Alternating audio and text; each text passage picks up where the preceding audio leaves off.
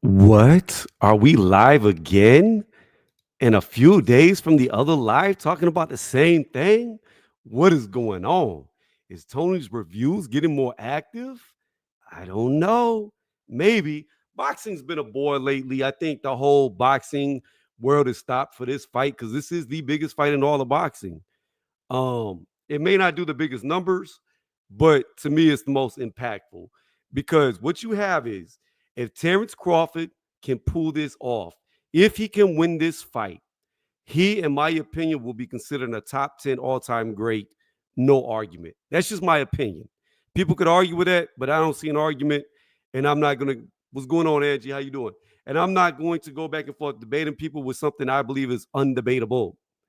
If Crawford can go up 2 weight classes and do the impossible and beat Canelo, because I believe it's impossible. You know how they say everybody has a chance in a fight?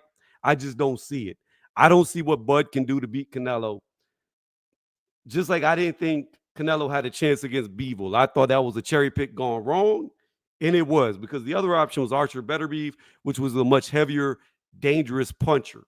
But in this, if Terence can pull this off, when you look at the totality of his career, you got to put him as all-time great. ATG, top 10. Who does he bump out of the top 10? I don't know. I'd really have to think about it because a lot of these guys um, in the top 10 have a reason to be there. But again, I have to consider him a top 10 fighter, all-time great. He's GOAT status after that. Um, I mean, arguably, if you're going to consider him a welterweight, you could argue that he might be one of the best welterweights. Although I think Sugar Ray Leonard is the best welterweight that ever fought at welterweight, you have an argument in between Sugar Ray, Floyd, or Crawford if he can pull this off. Now, people could say, yeah, but Floyd beat him first and Floyd made it look easy, but you got to understand, it's a completely different Canelo today. The Canelo that Floyd fought wasn't the Canelo at 168. He was smaller, younger, greener, less experienced. Whereas Crawford's going in there with a well-educated, well-rounded, seen every style Canelo.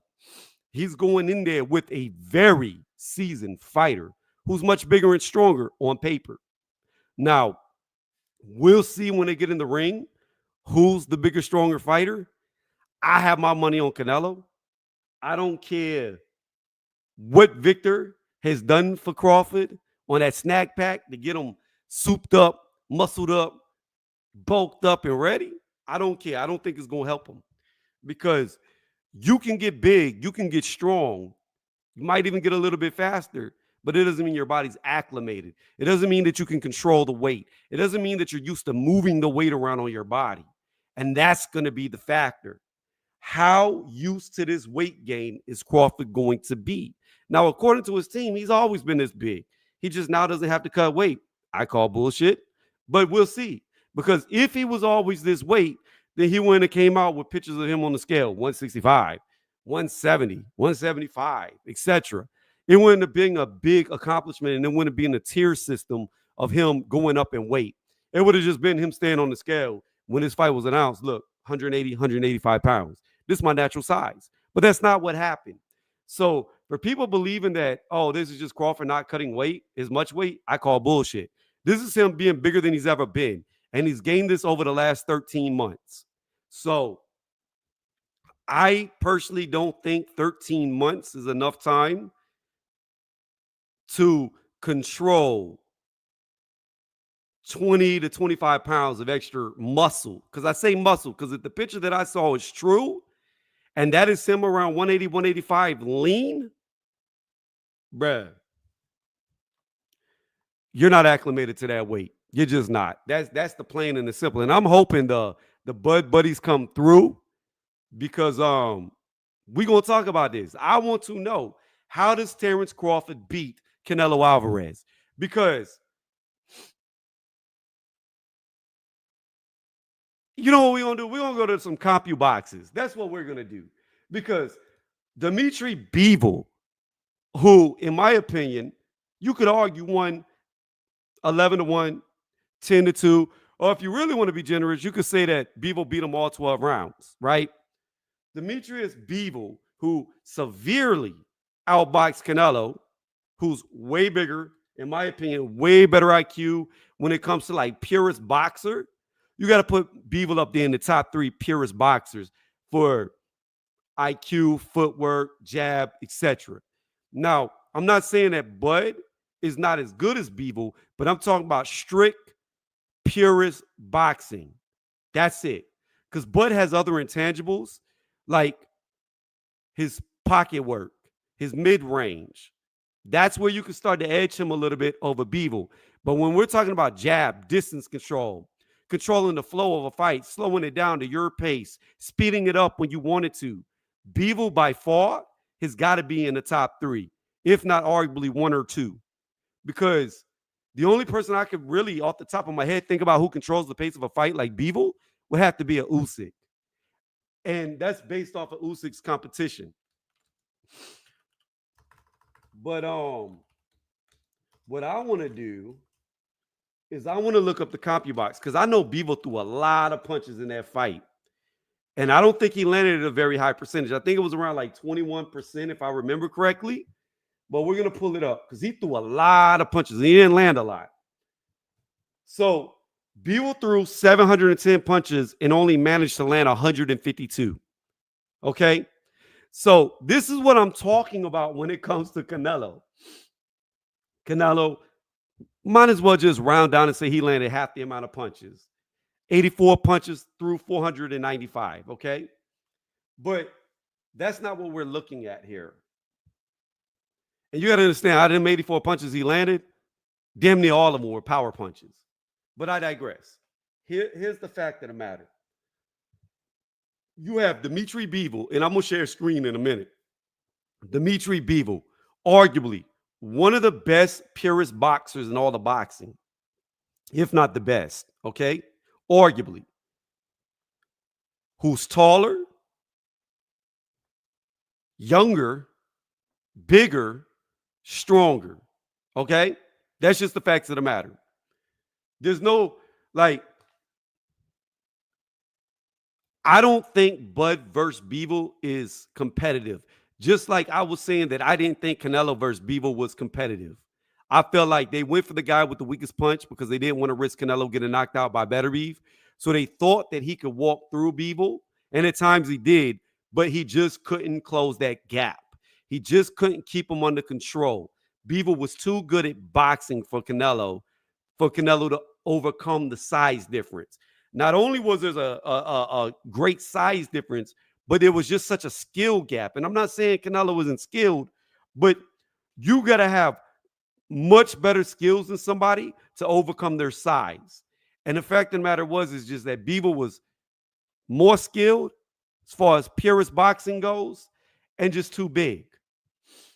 And even with him, he got Bivol down to 21 punches percent landed. So out of 710, Bivol could only land 152. Now, what I want to go to is I want to go to the John Ryder fight because that was more of a slugfest, right? John Ryder versus Canelo.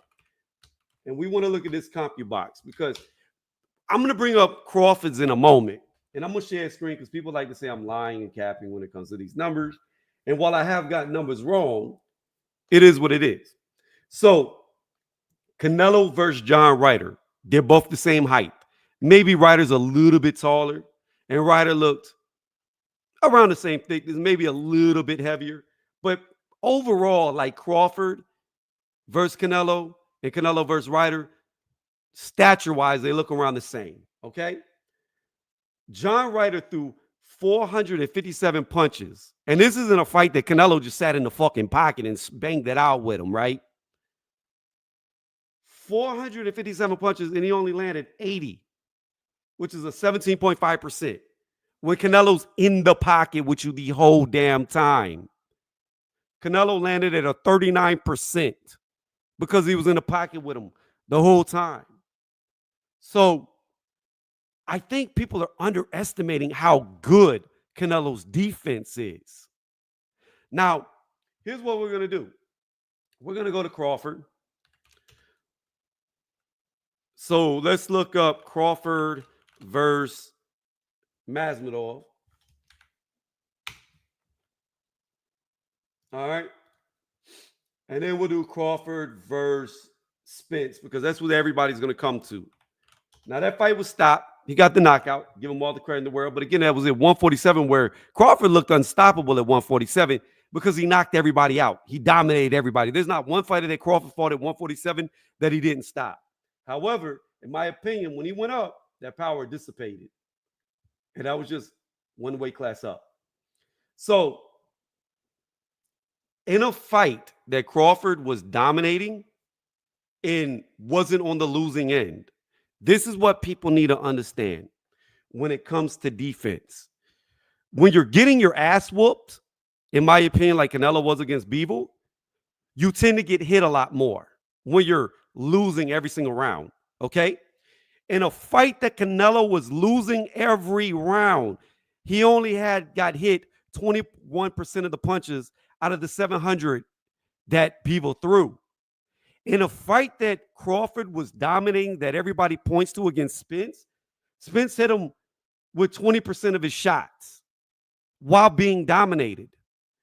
So when you look at that, you have a guy who was dominated, who got landed on 21% of the punches, and you had a guy that was dominating by a lesser than fighter than Bivol, who landed 20% of his punches. Crawford's defense is not like Canelo's. Now, when we go to the Israel Masvidal fight, Israel Masvidal landed 30% of his punches in a fight that Bud fans claim that Bud was dominating when it was only 11 punches that separated them. Israel Masvidal landed 30% of his punches on Terence Bud Crawford. And if we go to Sean Porter, etc., you're going to see a trend. Crawford gets hit a lot because he's not like Floyd Mayweather Jr. He's not a defensive genius. And I don't get where this is what I'm talking about. It drives me like, where is this great IQ in any of these fights that Crawford has displayed? I'm not saying he has a bad IQ, but when I think of boxing IQs, this is what I think of. I think of fighters who get touched up, they adjust, and then they shut down the other person's offense by adapting to them. Defensively, they're beating them. They're not getting touched. When I think of how Crawford fights, I don't see defensive adjustments. I just see physicality and offensive overwhelming. I see a fighter who is stronger than you and imposes his will and beats you down. But I don't see the IQ of it. I just see physicality. Yo, Insane, hop on the panel. I know you wanted to make a bet with me, so we gonna see what that bet was. I wrote back. I don't know if you've seen it in the private. I'm gonna let you on though. Hop on the panel real fast. And we're gonna go through. I'm gonna recap what I said because I don't know what you heard. And by the way, you got a YouTube channel. Shout out your channel. In fact, let me do this for you. We're gonna post your link to your channel so people can subscribe to you. I'm gonna let you on. Just hold on.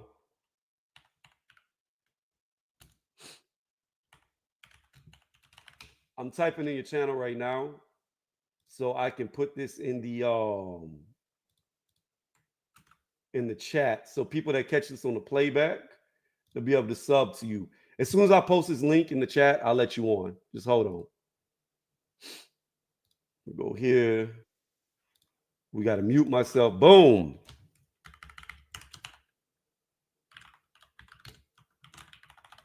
And I'm going to start doing this for everybody that comes through with a channel. Subscribe to them, y'all.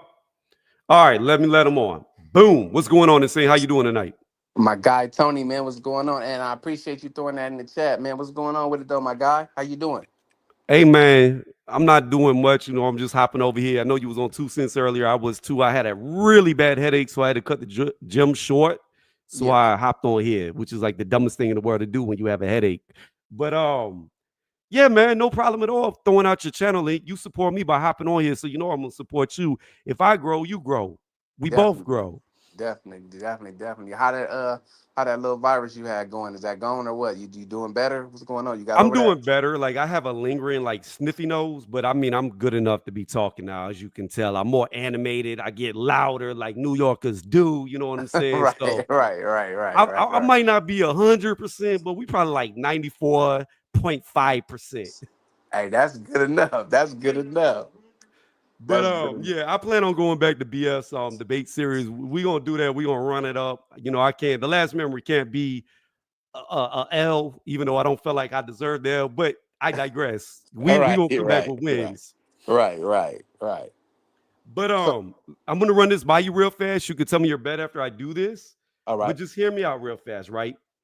Because I know a big argument is all I've been hearing, and this isn't just from like Bud fans. This isn't just from YouTubers, content creators, whatever they want to call themselves.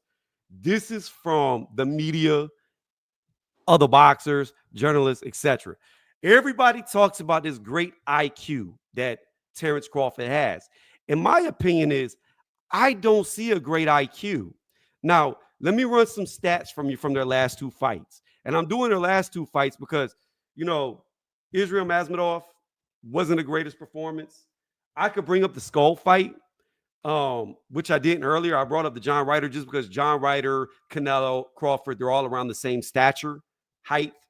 So I brought that up just to look at like the punch stats. Mm-hmm. And because that's a fight that Canelo just sat in the pocket for the entire fight. But check this out. So against Israel Masvidal, Terence Crawford got hit by 30.5% of the punches that Israel threw. Okay? Okay. 30.5%, which means he's very hittable. Now, when you look at Canelo versus Bivol, which was a fight that Bivol dominated Canelo in, can we agree to that? Facts. All right. Can we agree that when you get dominated, you should get hit a lot more than when you're winning a fight? We can agree with that as well. Okay. In a fight that Canelo was dominated in, Bivol only landed 21.4% of his punches, and it took him 710 to do that. So then when we go to Canelo versus John Ryder, which to me is a very reminiscent fight of like Crawford and Israel, because most of that fight was in the pocket. Yes, Israel had herky jerky, but he had to close the gap to hit Crawford because Crawford had the longer reach. And if you disagree, you can disagree with me. But against John Ryder, Canelo landed 39% of his punches, and John Ryder only landed 17.5%. Earl Spence Jr., a fight where Crawford completely dominated Earl Spence in. Do you agree with that? I agree. Crawford got hit by 20% of Spence's shots in a fight that he dominated. So when Canelo gets dominated, his defense is around the same percentile of landed shots on him as Crawford's is when he dominates. Now, we'll go to the Skull fight, and we'll look at the percentage in that to make it fair, because that was Canelo's worst performance of Definitely. recent. Okay? So, in the Skull fight, Skull only landed 18.8% of his punches. Canelo landed 36.8% of his punches. I don't know if I can agree with that. I'm just telling you them, look, here's what I want to do. I said I was going to do this so people could see it. So, all I can do is, where is it? Are we talking about the click dude? What's it called? Yeah, Yeah, well, that's all we concubines, can go off of. concubines. Unless Yeah, we do this ourselves, this is what we have to go by. right. Okay? So, according to CompuBox, Skull only landed 18.8% of his punches. Canelo landed 36.8% of his punches. So, what I'm getting to is this. In every fight Canelo's had, he gets hit less and lands more than Crawford. When Canelo's been dominated, he still gets hit less than when Crawford dominates fighters. Now, here's my point of this. Hold on one second. I'm getting some wings brought to me. You know they can hear you. So again, my point is this, insane. When I look at boxing IQ, to me, I don't see it with Crawford. What I see with Crawford is physicality. I see somebody who uses their physical attributes to win fights. I don't see a Floyd Mayweather. I don't see him shutting you down defensively. I see him coming at you offensively, being more aggressive, imposing his will, but I don't see a switch up in style, which is why it's reflective in how much he gets hit. All right, Tony, I'm about to come in right now on my computer. Give me 1 second. I'm Okay, coming in you right good. now on my computer. All right, that's me, Tony. Yep, I'm gonna remove the other one. All right, can you hear me? Yep, I can hear you. All right, can you hear me? I can hear you perfect. Tony, say something. Yeah, can you hear me? Shit. Don't do this. Oh, no. Hold on. That's me. Hold on, that's me. Say something now, Tony. All right, can you hear me? Yeah, I hear you. Hold on. Let me turn it up a little bit higher. All right. Okay, let me make sure it's on. Because I hear you. I hear you perfectly now. Just let Yeah, me I make can sure it's hear on. me. I can hear me through your mic, Okay, hold on. Let me see.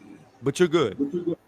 Okay, no, disconnect. Okay, I'm on. We good. Okay, I hear you. We good now. All right, so go ahead. Okay, so with ConcuBox, I kind of don't respect ConcuBox too much, especially what you just told me about that William Scull fight. It's like you're telling me that my eyes didn't see what my eyes actually seen. William Scull punching on Canelo and moving around a lot. So I'm not gonna take that. I'm not gonna take that as for what it is, right? So, and we can't agree that Crawford could have did better against Magdramov, right? But do we understand that by fight to fight basis, everything is going to change by the fight that you have, by the experience of your opponent. We're going to see if you're going to rise to your opponent. Can we agree to that? To an extent. Okay. So I look at Crawford like this. This is how I look at Crawford. I think he's been scouting Canelo. I think he's been noticing what Canelo's weaknesses are and what his strengths are. I think that he's been weight draining himself to fight all these opponents. And I think now he's going to be at a comfortable weight. This is just what I believe. I believe that he's in the gym sparring at a heavier weight. So when he does go into the fight, he will be ready and prepared for that weight. I think he's going to be more acclimated to the weight. And I honestly believe to you, he's going to come in at 165 and then rehydrate up to about at least 176, maybe at the most. You know what I'm saying? To keep mobility and movement. Terence Crawford has dynamite in both hands. I've seen Canelo have a hard time with cutting off the ring. I've seen actually Canelo's body, his body looked like marshmallows, which shows me he wasn't on steroids. Canelo gasses out in his fights. He hasn't had a knockout since Caleb Plant. Canelo has a lot of flaws. There's a game plan to beat Canelo Alvarez. So we can go by Floyd Mayweather, we can go by Bivol, or we can go by the two dudes that they gave draws to that we actually know won. So we do know Canelo has problems with slick boxers and slick movers. Can Terence be that? I believe he can. So my counter to that would be this. I don't agree with that. I agree with some of it, but not all of it. And let me tell you, I don't think slick boxers cause Canelo problems anymore. Here's the fact of the matter. Yes, you had May. Okay, so first you had Trout. You had Austin Trout, who's a slickish boxer. I call him a bootleg Mayweather, which Canelo had problems in. Even though he floored him, he still had a lot of issues. Right after that fight, he fought Mayweather, which is why I picked Mayweather to embarrass him, because I already saw the Trout fight, which I don't think he won. However, the Laura fight, I think Canelo won. I gave it to Canelo. I did not give Canelo the Trout fight. Now, when you look at Trout, he struggled, but he did decent. Then he fights Mayweather, gets embarrassed. It is what it is, but he was young. Mayweather is arguably one of the best boxers in the history of boxing, arguably. And you had a young dude in there who was not ready for that type of experience. So he lost to the best. No shame in that. When he fought Laura, he looked a lot better against Laura than he did against Mayweather. Then he goes up. He fights Billy Joe Saunders, who's a super slick fighter, broke his face. He fought Caleb Plant, who's known as a slick fighter, sparked him. Dimitri Bivol is different because he's even bigger. He's just a bigger guy naturally than a Plant or a Billy Joe Saunders. So Canelo never belonged at 175, in my opinion. I had him beating Kovalev. I predicted him to beat Kovalev because Kovalev was aged. But in the Kovalev fight, if Kovalev would have been 5-6 years younger, say pre-Andre Ward Kovalev, he more than likely would have beat Canelo. The thing about it is this: Canelo never belonged at 175 because people forget Canelo started at 140. He didn't start at 154 or 155 when he made his own weight class. He started at 140 pounds, and he's going all the way up to light heavyweight. So them dudes, every fighter has a cap. In my opinion, Canelo's cap weight is 168. That's where he should not go above. And when I look at Bivol, it's not conducive to the slickness. It's just he had a lot to overcome. He had a super high IQ in the fighter to overcome. He had a guy who was 6 foot tall to overcome. He had a weight deficit to overcome, because while they could say Bivol is a small man, I guarantee you Bivol was at least 195 pounds in that ring against Canelo with the reach, with the length. So again, I don't, and even with Bivol in a fight that I told you, I thought he was dominated, he still cut off the ring. He still had him trapped against the ropes. He still had Bivol stuck in the corner. So I don't see the Canelo that can't cut off the ring existing anymore. Now, you could bring up the Skull fight, but the problem with the Skull fight is this. Throughout the history of boxing, we have seen fighters have very bad performances against fighters who don't show up to win. Skull literally said after the fight, and I cannot get past this, I did not try to win the fight. You can look it up. You can listen to him say it. And if you have a fighter who's going to run from you 100% of the fight, it can be a very lackluster fight and not look good. It's very hard to look good against somebody who refuses to fight you. And that's what Skull did. He refused to fight. And even at that, he still got outlanded. I don't care if it was by 1 or 100. He still got outlanded. And everything that he threw was pity patter. He never committed to a punch. It was just little flick stuff and on the run. So again, that's the only fight in recent history that Canelo hasn't cut off the ring good. And even at that, where you say he didn't cut off the ring good, he still outlanded him. So Coach Eddie, get on the panel. In fact, I'll repost the links. I beg to differ on that William Scull fight. Like I said, I know what I seen. I know I seen him touching Canelo up. Canelo has sand. He was moving in sand. Now let's talk about when you say he went up to 175 against KK Kovalev. He did beat Kovalev. You know what I'm saying? He did beat Kovalev, but when Canelo's walk around weight is 200 pounds. So we're not going to act like Canelo's not a big man himself. You know what I'm saying? I don't want to say the man is thick, bro. I don't want to say that. But the man is chunky. You get what I'm saying? So 168 is not his cap weight because he went up to 175 and won a championship against a killer in KK Kovalev, who actually unalived the person. So now we agree with that, with facts. So now let's move back down. Now I seen Canelo in his last fight when he had against Triple G. Triple G is not like Bud Crawford. Bud Crawford, I believe, was slaughter Triple G. But I seen Canelo have problems with Triple G. And why I'm using Triple G is because Canelo fought down to his opponent. Triple G wasn't the Triple G that he first encountered. So with saying that, and let's talk with saying that, I like to segue into Bud Crawford.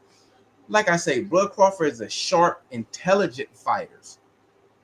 Like I say, Canelo does not look the same way he looked. When Bud Crawford's feet get to moving and Bud Crawford get to hitting you with these angles and Bud Crawford tie you up and Bud hit you with the left and it's just as devastating as him hitting you with the right, what is Canelo going to do? Walk in with a high guard? That high guard going to get you fucked up because I'm going to get you messed up. I'm sorry, Tony.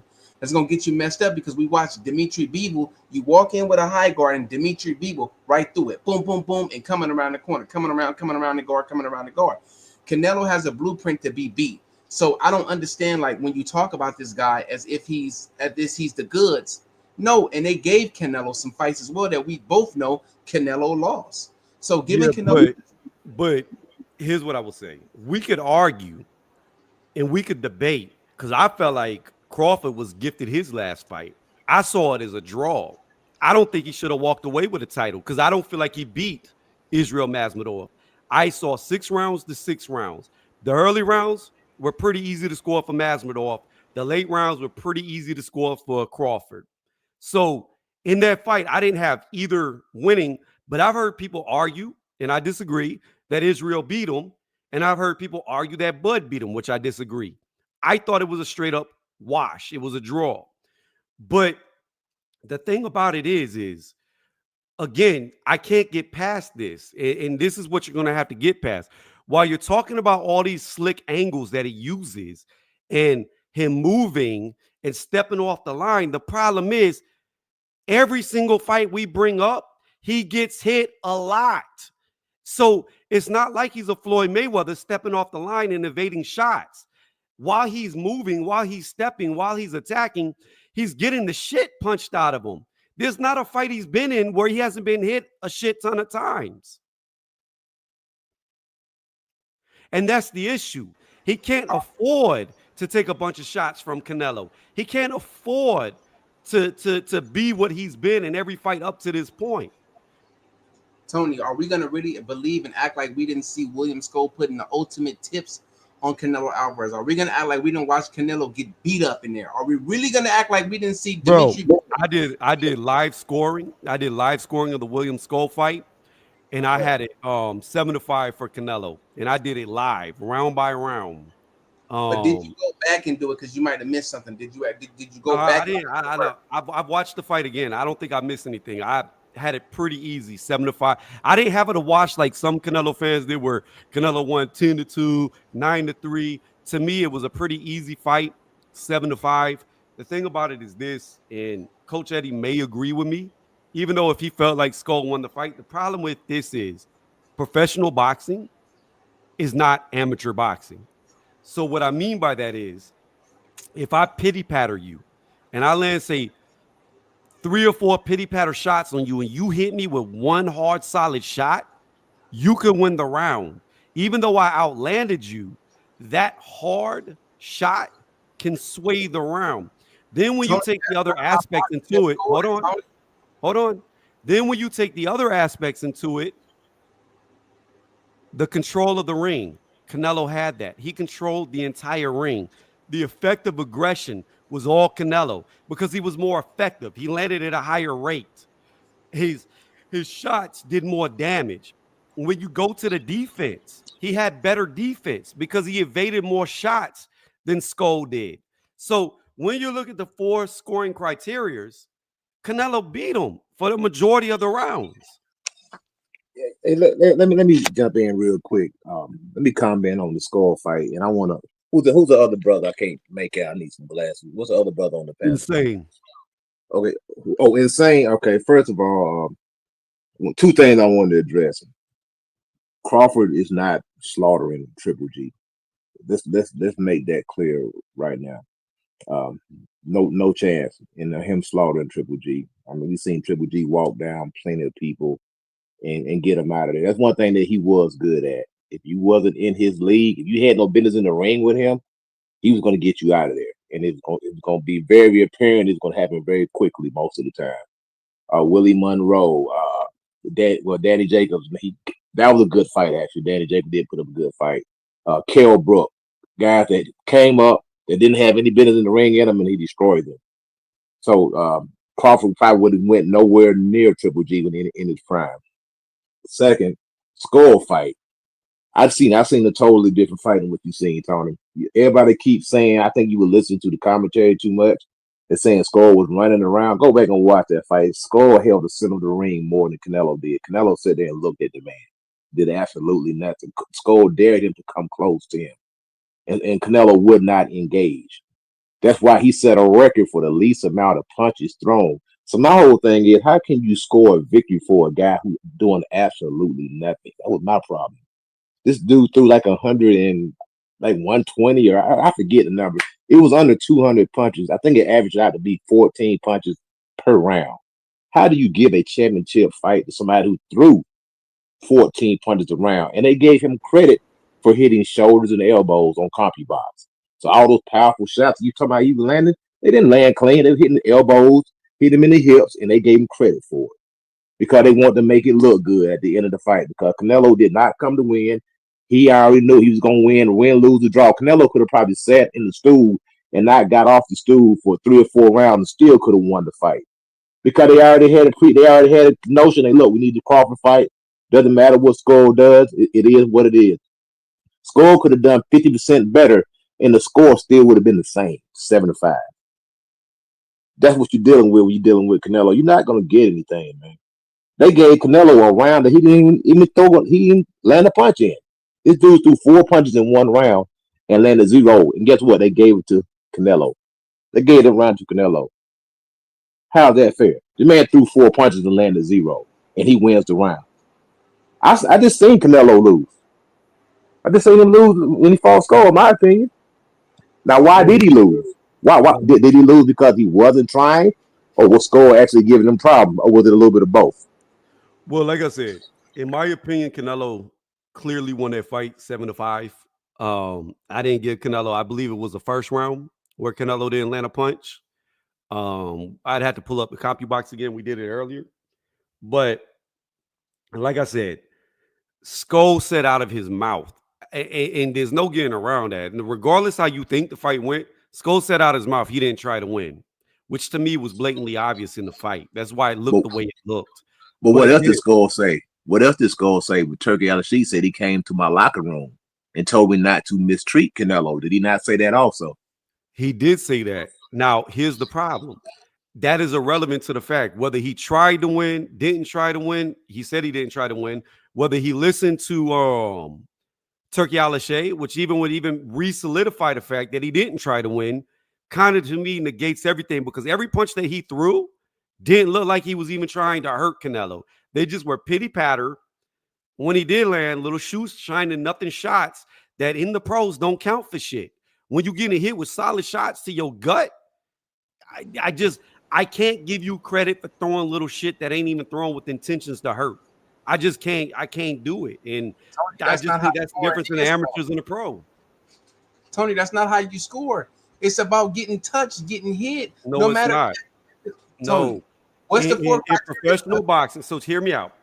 In amateur boxing, he who lands the most with the white of the glove wins the round. That's In professional boxing, you can get outlanded and still win the round because if somebody hits you a little, because quality of punches matter in professional boxing. If you hit me with little pity patter shots, and every time I hit you, I'm rocking you, that counts for more in the pros. Shakur Stevenson. What about? They say he's a pillow fisted fighter, so all his shots pity pat. It doesn't matter if a fighter is pity pat. I mean, soft. Like Devin Haney's got no power, but when he throws, Tony, don't do it. Tony, don't do it. Hear me out. But when he throws shots, he throws with intentions to hurt. There's intent behind it. They're clean. They're solid shots. Clean, solid shots are different than little pity pat or nothings. It doesn't matter if you have power or not. You don't lose points for not having power, but it's the quality of the shot that you throw that matters.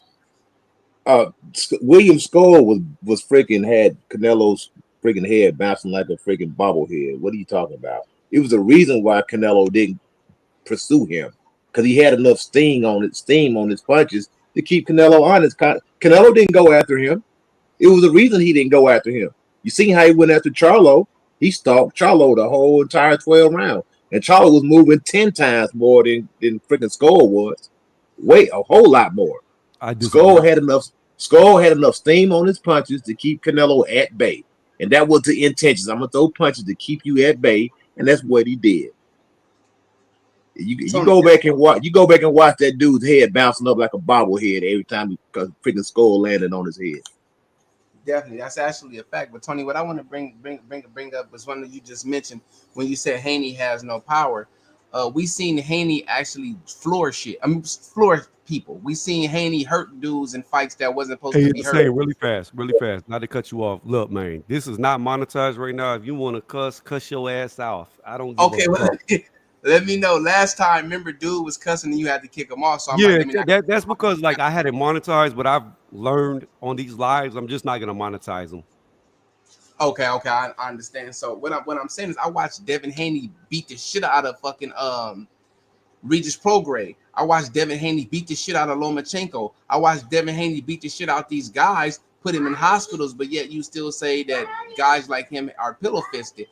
And in boxing, when it comes to scoring, as long as I'm putting my hands on you, if you can give Canelo points for touching my arms or touching my elbows, then you're gonna give me points for punching him in his face or punching him in his body. What is the difference? And I need to understand that Tony, please tell me the difference. Whoa.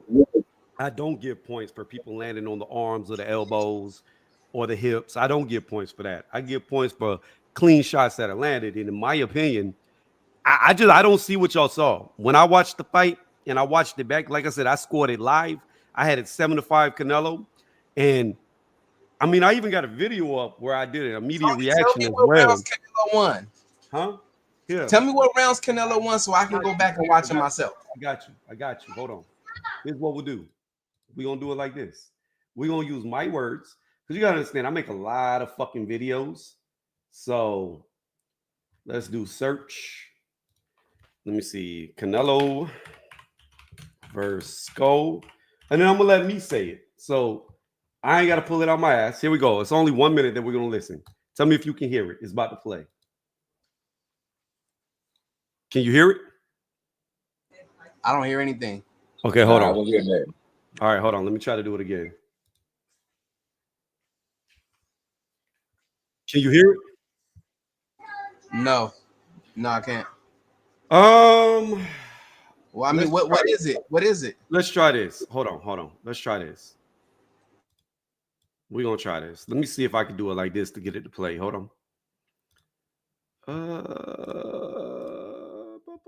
All right.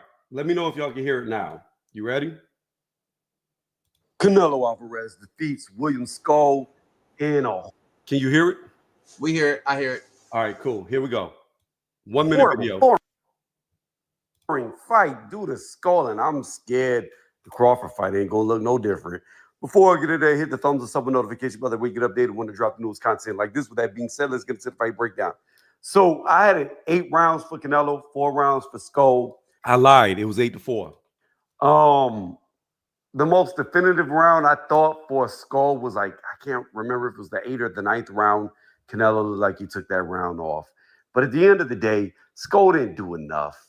He just didn't do enough. He threw the occasional jab here or there, stayed on the back foot, stayed moving, while Canelo would land hard body shots. And that's really the story of the fight. You just had one dude who didn't want to fight, who didn't come to win. That's what it looked like to me. He just didn't do enough. And the Crawford Canelo fight was announced for September 12th.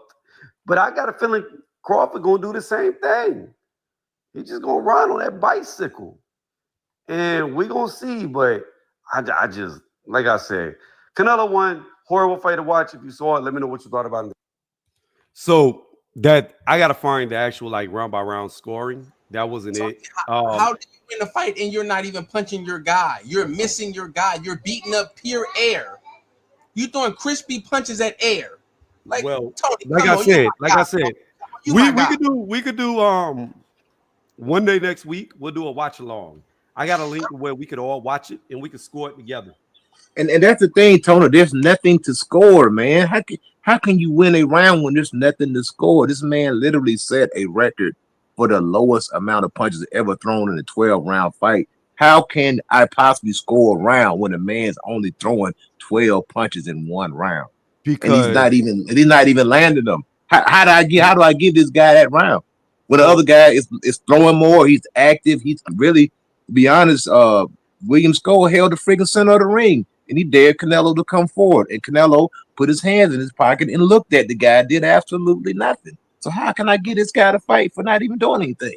So the way that you win a fight is if I throw 12 punches and my 12 punches still outland your however many you throw, and I'm landing the harder shots, I just won the round. So like I said, I saw Canelo outland Skull in 7 of the 5. I know this video says 8-4, but I remember I watched it back and I had it 7-5 the last time I saw it. This was immediate reaction right after the fight, 8-4. But when I rewatched it, I had it 7-5. But I digress. The point is this: you could throw 1,000,000 shots in a round, but if I outland you with 6 shots and I only throw 6, it doesn't matter that you threw 1,000,000. I still hit you with a harder, cleaner shots. But in real time, how does it going to look? The judges, if let's say William Scull threw 600 punches and Canelo throwed 150, to the judges, it's going to look like I'm doing more and I'm winning and I wanted more. So they probably going to award me the more active guy with the rounds. If we landed identical punches, I just say I landed 100 punches, Canelo landed 100. I threw 600, Canelo threw 250. Who wins the fight? The more active guy or the more accurate guy? I would say it comes down to the actual shots that were landed. Are you throwing pity patters, or is the other guy hitting you with hard thudding shots? Are you throwing the hard thudding shots, or is the other guy? I'm going to give it to the hard thudding shots every single time over pity patter. Tony, that's like Tony. So me and you fighting, Tony, in the ring, and I'm tatting your face up, and you hit me with 3 or 4 clean shots, but I didn't hit you over 20 times. Who should get the round, Tony? The guy that hit 20 punches. That's the thing. That's just like a guy. That's just like a guy dominating. Hold on. Let me answer him because he asked me, and then you could give your 2 cents on it. But here's the thing about it: if you hit me in the face 20 times, and you did that on the back foot, and they just look like you put no effort into them shots, and they're barely grazing me, but I rocked you 3-4 times in that damn round, I beat you. How, Tony? That's not how boxing is scored. It is how it's scored. Clean. Okay, listen. The number one criteria: clean, effective. Your little pity patters that did nothing to me, that looked like they had no intent behind them, were not effective at all. Clean, effective is number one. That is the most important. Number 2, ring generalship. Canelo had the ring generalship because he kept the guy on the back foot the entire fucking fight. So by default, he's already won one of the 4 scoring criteria. Effective aggression. You have no aggression. You're moving from me the entire time with no intent to hurt. If we're landing around the same, I'm more effective with my aggression. 4th is defense. Canelo had the much better defense as he landed more and threw less and got landed on less. That's not true, Tony. Let me ask you, Tony. That's not true. He was not landing anything because he was hitting pure air. Canelo was not hitting anything. Let me turn this off. Go ahead, Coach Eddie. Yeah, and Skull wasn't all this running that you saying he was doing. He wasn't, bro. Go back and just be honest. Just look at his fighter A, fighter B. If a regular person walked up and seen those guys fight, didn't know who they were, they would say the white dude with red hair is doing absolutely nothing. Because Skull sit there and dared this Skull wasn't running. He stood still more than Canelo did. Canelo looked at him and Skull looked at him. Skull held the center of the ring. When Canelo got close to him, he throws some combination, bang, bang, bang, and slid off on him. He wasn't doing what Charlo did, constantly moving. Canelo didn't do anything. Canelo already knew he was going to get the decision either way. That's why you never seen Canelo put forth that least of any effort in his life. It was a reason why he didn't put forth no effort, because he already knew he was going to win regardless. This man threw over 100 and something punches in a 12-round fight. Hey, let's let Teach talk. Let's Teach get in because he's been quiet the whole time. What's going on, Teach? What's up? Insane guy. Yeah, that insane guy. Yeah. Tony and Coach Eddie and Teach, can we all agree that man William Scull was down 4 or 5 rounds before the fight even started? Can we agree that? Canelo's gonna always have these rounds, man, against everybody. I mean, I can agree to that, but to me, it's irrelevant because Canelo beat him. Now, if you want to argue that Canelo lost to Austin Trout, we can have that argument. If you want to argue that he lost to Lord, we can have that argument. If you want to argue that he lost to Triple G the first time they fought, we can have that argument. But in my mind, there is no argument that Scull won that fight because, in my opinion, it was blatantly obvious that he beat Scull and Scull had no intent to win, which he admitted to after the fight. All right.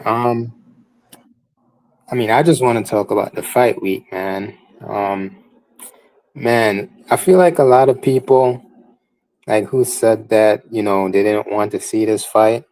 I feel like a lot of people have been actually anticipating it. So it's here. It's here now. It's fight week. So yeah, we get in this fight, man. And I feel like the fight, carries a lot of weight. Because of the guys it represent. Because we got Canelo, we got Bud, two of the guys, pound for pound. Both been considered number one. And they both have their own legacy and fan base, even accomplishment too.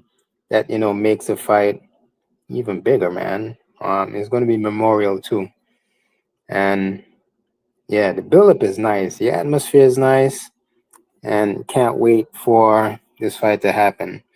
For boxing as a whole, I think this fight is not just a spectacle. Because you have the mainstream media looking at this fight. I think you're gonna have more casuals coming in. Plus the original fans, they're gonna be tuning in. And man, it's like the achievements of these guys like make feel like a lot of people want to see this fight. So again, not just a spectacle. You're gonna have Bud versus Canelo. Whoever wins definitely gonna deserve credit, in my opinion. So regardless of the outcome in this fight, for me, I'm just looking what's to come, meaning like the debates like after this fight. I want to see what a lot of people have to say. Going back to what the topic was, man, I gotta agree with Tony reviews, man.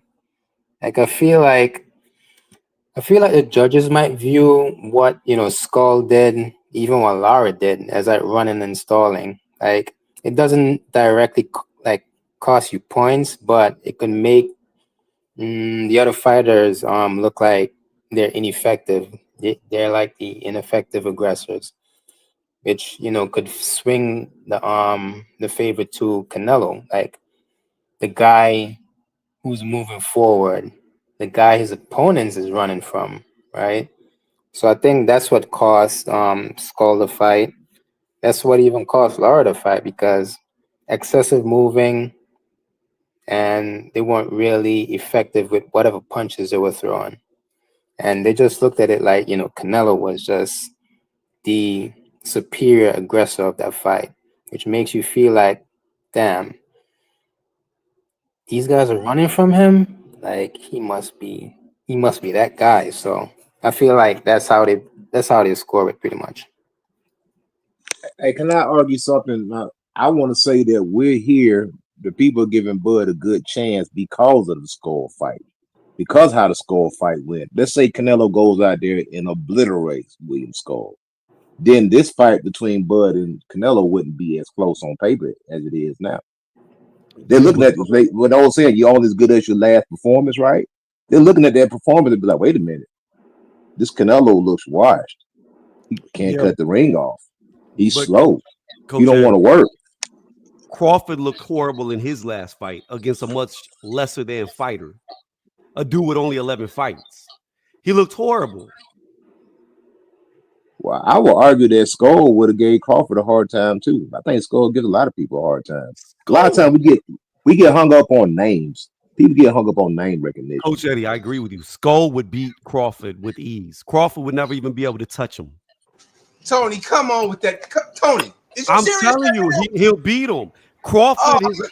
Hold on, Oh, wait a minute. Now Do I need you have to look? you have to hear him out because he's right. We get caught up on name recognition, and a lot Look, of times it's people that'll give you problems that you wouldn't like. Joe Buckner, whoever thought Joe Buckner would give Ali problems, but guess what he did? but hold on, it's wait, not wait. Joe just Buckner. that. It's not. It's not just that. Even Crawford said it out his mouth. He's not trying to stay at 168. He's too small. Them dudes are 6 foot tall. Crawford don't even believe he could beat the guys there, and he said it in an interview. Tony, this gonna be our debate. If who wins, Crawford or Skull? Can we debate that? We could debate that, but we'll debate it after the Canelo fight. Okay, but you know what we're gonna debate it at. We ain't gotta say what we're gonna debate it at, but that's what we're gonna debate it at on your first debate back. I got you. We could chalk it up. I Yeah. got you one even better than that. I got Andrade versus Crawford. I think Andrade thoroughly whoops Crawford Well, I Hey, without get a you. doubt. Coach Eddie, didn't you say that Brian Norman Jr. was gonna knock Devin Haney out? Wasn't that you that said that? I believe he should. Yeah, that the fight hadn't happened. Yeah, that was you. He's I on a understand what's going on now. I get it.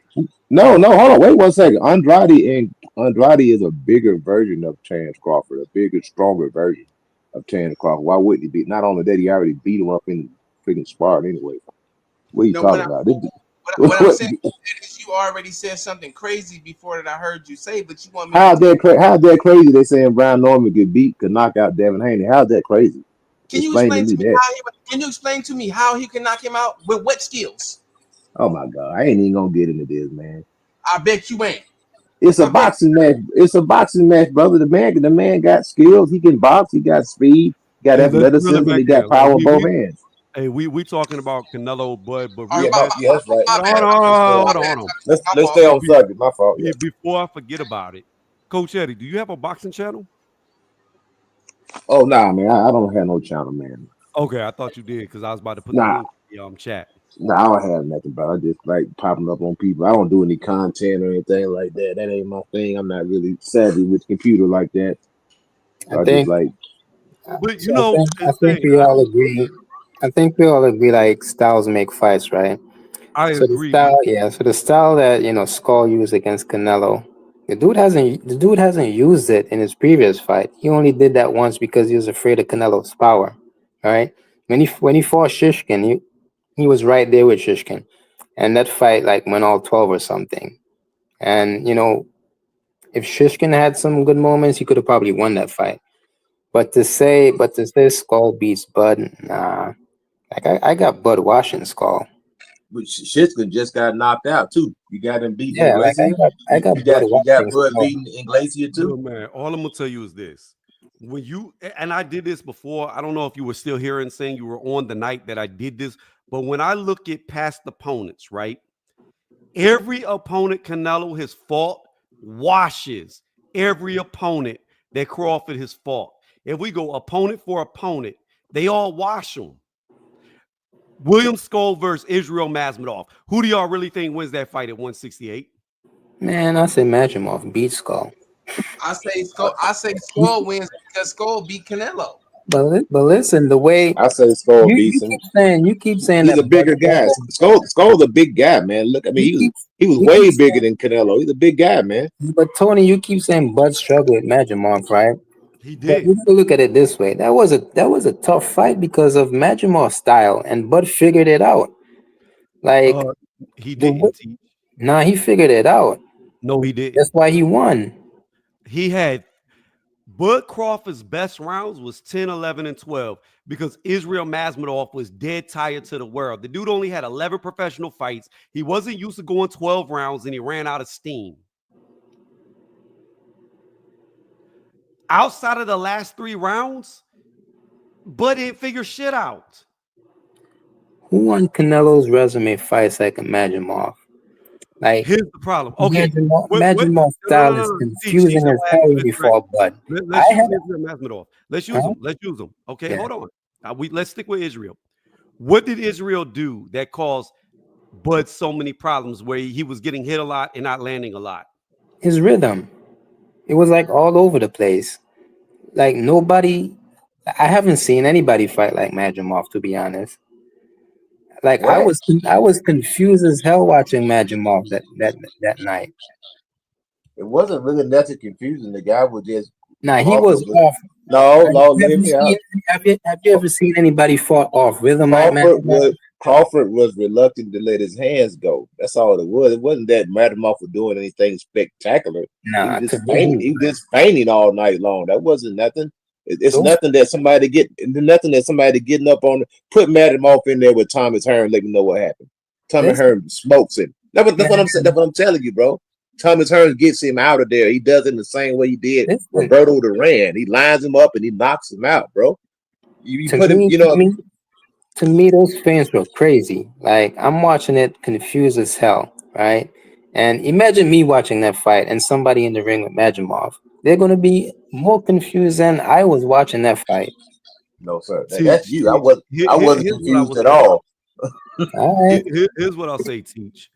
Israel Masvidal is lucky to be a champion. He's lucky to be a champion because he never fought a champion. He got Charlo's vacated belt and lost it immediately, and then got sunned by Virgil Ortiz, who himself should have lost the Bokacek and has never been a champion or beat a reigning champion. So the level that I put Israel Masvidal at is very low at 154, extremely low, extremely low. He'll never be a champion again. He'll never be a champion again. And I don't know if he'll ever be in another title fight before he gets beat again. The fact of the matter is this: he's not that good on an elite level. Is he a good boxer? Yes. I don't discredit him for being a boxer, but when we're talking about the best of the division, I don't even think he's a top 5, maybe not a top 10. The dude is, I'm sorry, in an elite, I'm saying this in an elite sense, he's not that good. He should have never been a champion. And that's who Terrence went after. Baccarat would stop him. Fundora would eliminate him. Like, I don't even know if he could beat the least experienced champion right now, Xander Zayas, who I don't know how good he is. Thanks for letting me get Xander on. might beat the brakes off of him. Nah. Hey, I Tony, think thanks you for letting think. me get on. I'm gonna get up out of here. Oh, no, All no, right, no. Don't leave Insane. yet. Don't leave yet. Next time Insane. I'm alive. Insane. Don't leave yet. Hold on. What's Okay. your bet? Oh, what we talking about? What we talking about? You said you wanted to bet me something on 2 cents. So what's the bet? Tony, I'm gonna get at you later on, my guy. Man, you What's the enjoy bet? it. Ain't no bet, man. Ain't no bet, Tony. Ain't no bet. All right, man. Yeah. Hey, man. Peace, man. Thanks for letting me on, Tony. All right, dude. Appreciate you All right, coming go. through. Yep, go. Like I said, when I look at Terrence Crawford, I look at a fighter that gets hit a lot, a whole lot. Even in fights that he dominates, he gets hit a lot. Crawford has got to do something he hasn't done but once in his career, and that was against Victor Postile. And I'd have to look up the CompuBox to see how much he got hit in that fight because he was on the back foot the whole fight. Crawford has to go in there and not get hit. That's what I don't think people understand. He cannot get hit because if he gets hit like he normally gets hit, it's not going to be a long fight. Man, I just think. I mean, I gotta give more credit to Majimov, man. And the fight with Virgil, man, that was a good competitive fight. I mean, if his stamina didn't run out, he could have probably taken that fight. But the thing again, blood straight from 147 to 54, fighting a Majimov, right? We know Majimov's like amateur career, but his style itself, right? His style itself was, to me, just confusing. I think what makes him exciting is how he kind of mixes speed and his power up because Bud couldn't really anticipate the change in pace in that fight, right? And Bud, didn't really expect him to be that strong too. Um, but the thing is, like his ability to change the rhythm and to just explode out of nowhere, that was for me. That was for me watching. Like it was unpredictable. Like I'm watching the fight and I'm like, yo, when is this dude gonna punch? And then when I say something, he just throws a punch. So it was very unpredictable for me watching that fight with him. I mean, I give it to you. He was throwing feints. He had that herky jerky in and out style. But the thing about it is, Canelo throws feints too. Canelo is a very good counterpuncher. Not like him. I Not understand that, Mhm. but he's a very good counterpuncher. Now, to answer this question, what the heck is Tony talking about? Canelo gets hit a lot too. No, he doesn't. No, he doesn't. Against Demetrius Bivol, Bivol threw over 700 punches and only landed 150-ish, which puts him at a 21% land ratio. And that was a fight that Canelo was getting dominated in. And Bivol could only land 21% of his punches in a fight that he was dominating in. Crawford dominated Errol Spence, and Errol Spence still managed to land 20% of his punches on a dude he was dominating. Crawford gets hit a shit ton. Most of the fighters that fight Canelo land under a 20% on him. Most of the fighters that fight Crawford land over a 26%. So the defenses are not even comparable.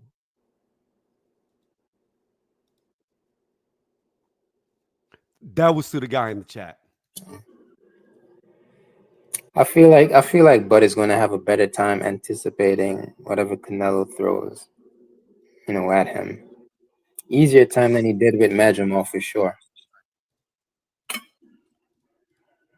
Yeah, we're gonna see. It's gonna be hopefully it'll be a good fight. Like I say, I'm still riding with Crawford, man. I want him to pull it off. You know what I'm saying? There's a victory. Like I say, I always see a path to victory to everybody. This is one of them fights, you definitely see a path to victory for Canelo because he's been around the game for a long time. He got some good resume, he got some good opponents on his record. But then, like I said, you still can see a path to victory with Bud. I think Bud's gonna have to fight a tighter, more mistake-free fight than Canelo is. I don't think Bud has the luxury of making as many mistakes as Canelo can make. Canelo keeps his hands up. One thing that Canelo really doesn't get hit with combinations. That what bothers me in this fight because Canelo does keep a really, really tight high guard and he's good at rolling shots.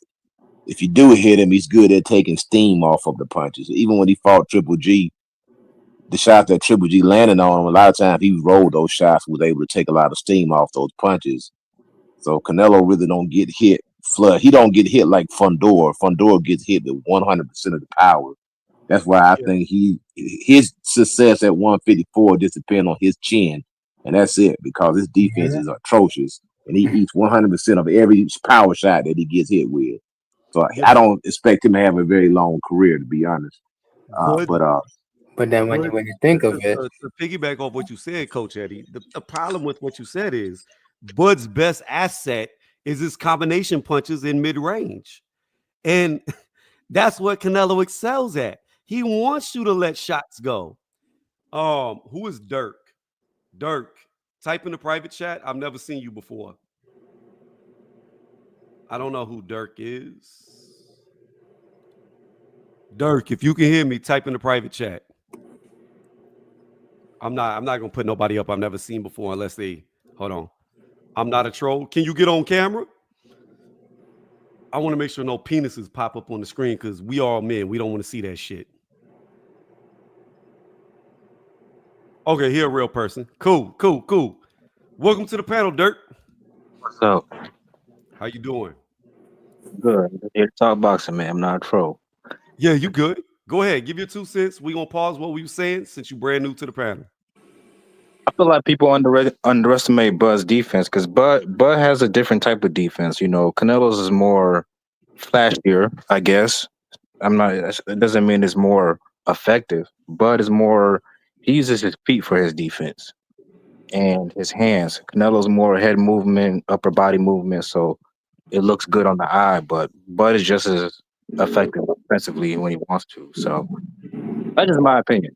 I think he's the more skilled fighter. Skill for skill, Bud is the better fighter. The only reason why we're even having this debate,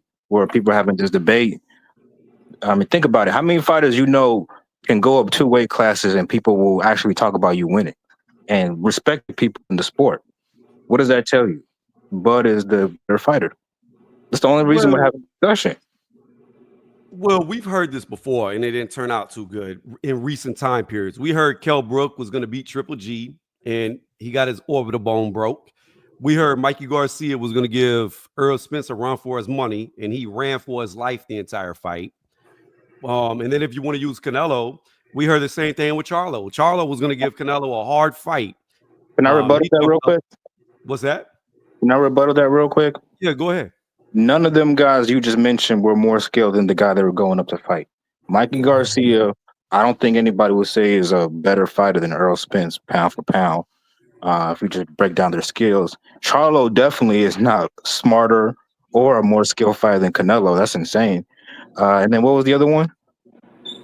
I said Mikey Garcia, Earl Spence. I said Kell Brook, Triple G. Yeah. Kell Brook, he's a nice little fighter, but he's not a higher. He doesn't have a higher IQ than Triple G. Triple G is better everywhere. Better jab. I mean, he's just better everywhere. So that one, I don't see where we were going with that one. But with Crawford, I think Crawford is the better fighter, man. I'm just being honest. If we look at their skills side by side, Bud has more tools. I Okay, so think you let me would agree throw with this at you, Dirk. Let me throw this that. at you, Dirk. Okay, because here's what you got to understand. Before this fight was announced, I was literally called a Canelo hater, right? Literally what people used to call me. Now I'm a Bud hater, and I praise everything Canelo does, which is hilarious. Here's the thing: Terrence has always been my number one pound for pound, right? But here's what I got to throw at you: Right. in all of Crawford's fights, where was he in a height or reach deficit? I think maybe Benavidez. I'm not sure. Well, definitely No, Benavidez with the height. That was a Benavidez. height. hard fight. That was a height. hard fight. The Jose He, Benavidez fight. That was a Jose hard fight. Benavidez is about 5'10", but he had much shorter arms than Crawford. When has Crawford ever been at a reach deficit? I don't think he's ever been in a reach deficit. Okay, Pretty so sure. hear me out. When you're fighting guys that you're bigger than in the ring, because Jose Benavidez may have been taller, but Crawford was much bigger than him in that ring. When you look at the actual size of them, the thickness, the weight behind their butt, Crawford was way bigger than him. When you look at a guy who only fights guys who's either his same size or smaller than him in the ring, you're going to look like you have a higher IQ. When you're fighting guys at 5'8" who are 6 foot plus, your IQ is not going to look as good because these are much bigger men. Can you see that? Can you see where I I'm get going? what you're saying. I get what you're saying, but Canelo also has some advantages over these bigger guys he's fighting. A lot of these guys are a lot slower than Canelo. A lot of them are slow plotting, and they play into Canelo's style, which is, So Caleb Plant was a slow fighter. I mean, he wasn't specifically, but he didn't really have the power. Also, I'm sorry, bro. Caleb Plant is a C level fighter, C plus. I don't I disagree. don't. Yeah, he's really not that good. If we're being 100% honest, What he. about Billy Joe Saunders? I mean, Billy Joe's best win is Chris Eubanks. I mean, how much cash should we putting into that? I mean, but all those fights with Buds are highly competitive fights because of the size, man. If Bud was to fight Caleb Plant, that would be a highly contested match. Surely because that's of the only Caleb reason Plant because of being size. a lot bigger than Crawford. The length, the reach. Somebody's 6'1" and you're 5'8", that makes up for some of the skill deficit right there because I'm bigger and I'm taller than you. So let me give an example, Dirk. In real life, all right, I'm damn near 6 foot. I'm as close to 6 foot you could be without being 6 foot.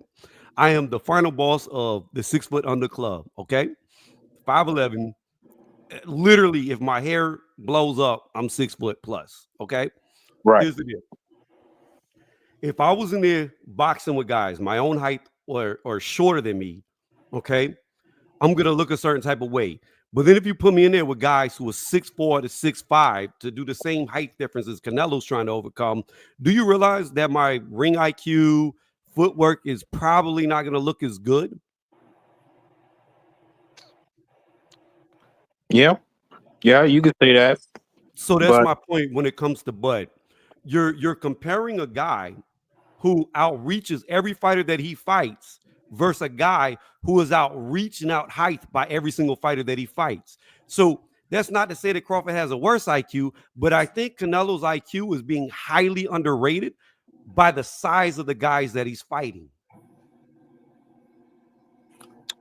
I think Canelo, I mean, the thing about Canelo is he doesn't really make adjustments. I think his style works at that weight class. The way he fights, he's really a come forward counterpuncher, right? I think we would all agree to that. Basic. And against these slower plotting guys, and that style will work. I just don't think. I think the guys at the lower weight classes are more skilled than guys at 168. He has a underrated jab. Canelo has actually a good jab when you use it. He And do. people are always talking about skills and IQ. You have something called IQ. You have and then you have execution. You could be very smart, but you just can't do it because you physically can't do it. That doesn't mean you don't have an IQ. That just means you just No, can't he does have an execute. IQ. He's not a dumb fighter. I mean, Yeah. Clyde Drexler had good basketball skills, but he wasn't Michael Jordan. That's all I'm saying. And that's why they say you have weight classes for a reason. I mean, you take a guy like Inglacia that just got rid of Shiskin. He's a bigger guy. So if a guy's coming up and fighting a much bigger guy, a harder puncher, a lot of times you can have all the clothes in your closet, so to speak. But if you got, let's say you have a closet full of clothes, right? That's boxing skills. The clothes represent your boxing skills. Sometimes you can just have too much. But if you got maybe 3 pair of pants and a couple polos, you know what you're gonna do. A good jab can take you around the world. Ask Larry Holmes, he'll tell you the same thing. So if you got a great jab, great footwork, and know how to control range, you're gonna beat 90% of the people that you face. And Now, and if you add a little, if you add some power to that, now you don't up it even more. I mean, you I take get guys like Gerald McCullough and these guys like Julian the Jackson Hawk. They had something that worked for them. Maybe they didn't have all the skills and attributes, but one skill they did have was to get you out of there and to knock you out. That's a skill in itself. To position the guy and line him up for a shot and freaking obliterate him. well the Okay. fact that 1 second, guys. Just to interject real fast so I can kill this dude in the chat. Hey, ball out mixtape fire. I'm about to shut you down and kill you real fast about the bullshit that you're typing. If you want to debate me, hop on the panel. First off, we'll start with the tallest fighter. Jose Benavidez is 5'10. Crawford is 5'9. Benavidez has a 71-inch reach. Crawford has a 74-inch reach. Shorter reach. Jeff Horn, 5'9", same height as Terence Crawford. 68-inch reach. 68 inches to 74-inch reach. Crawford had the much longer arms. Not even close. Please shut the fuck up or get on the panel. So I digress. Y'all two go back and forth. My bad.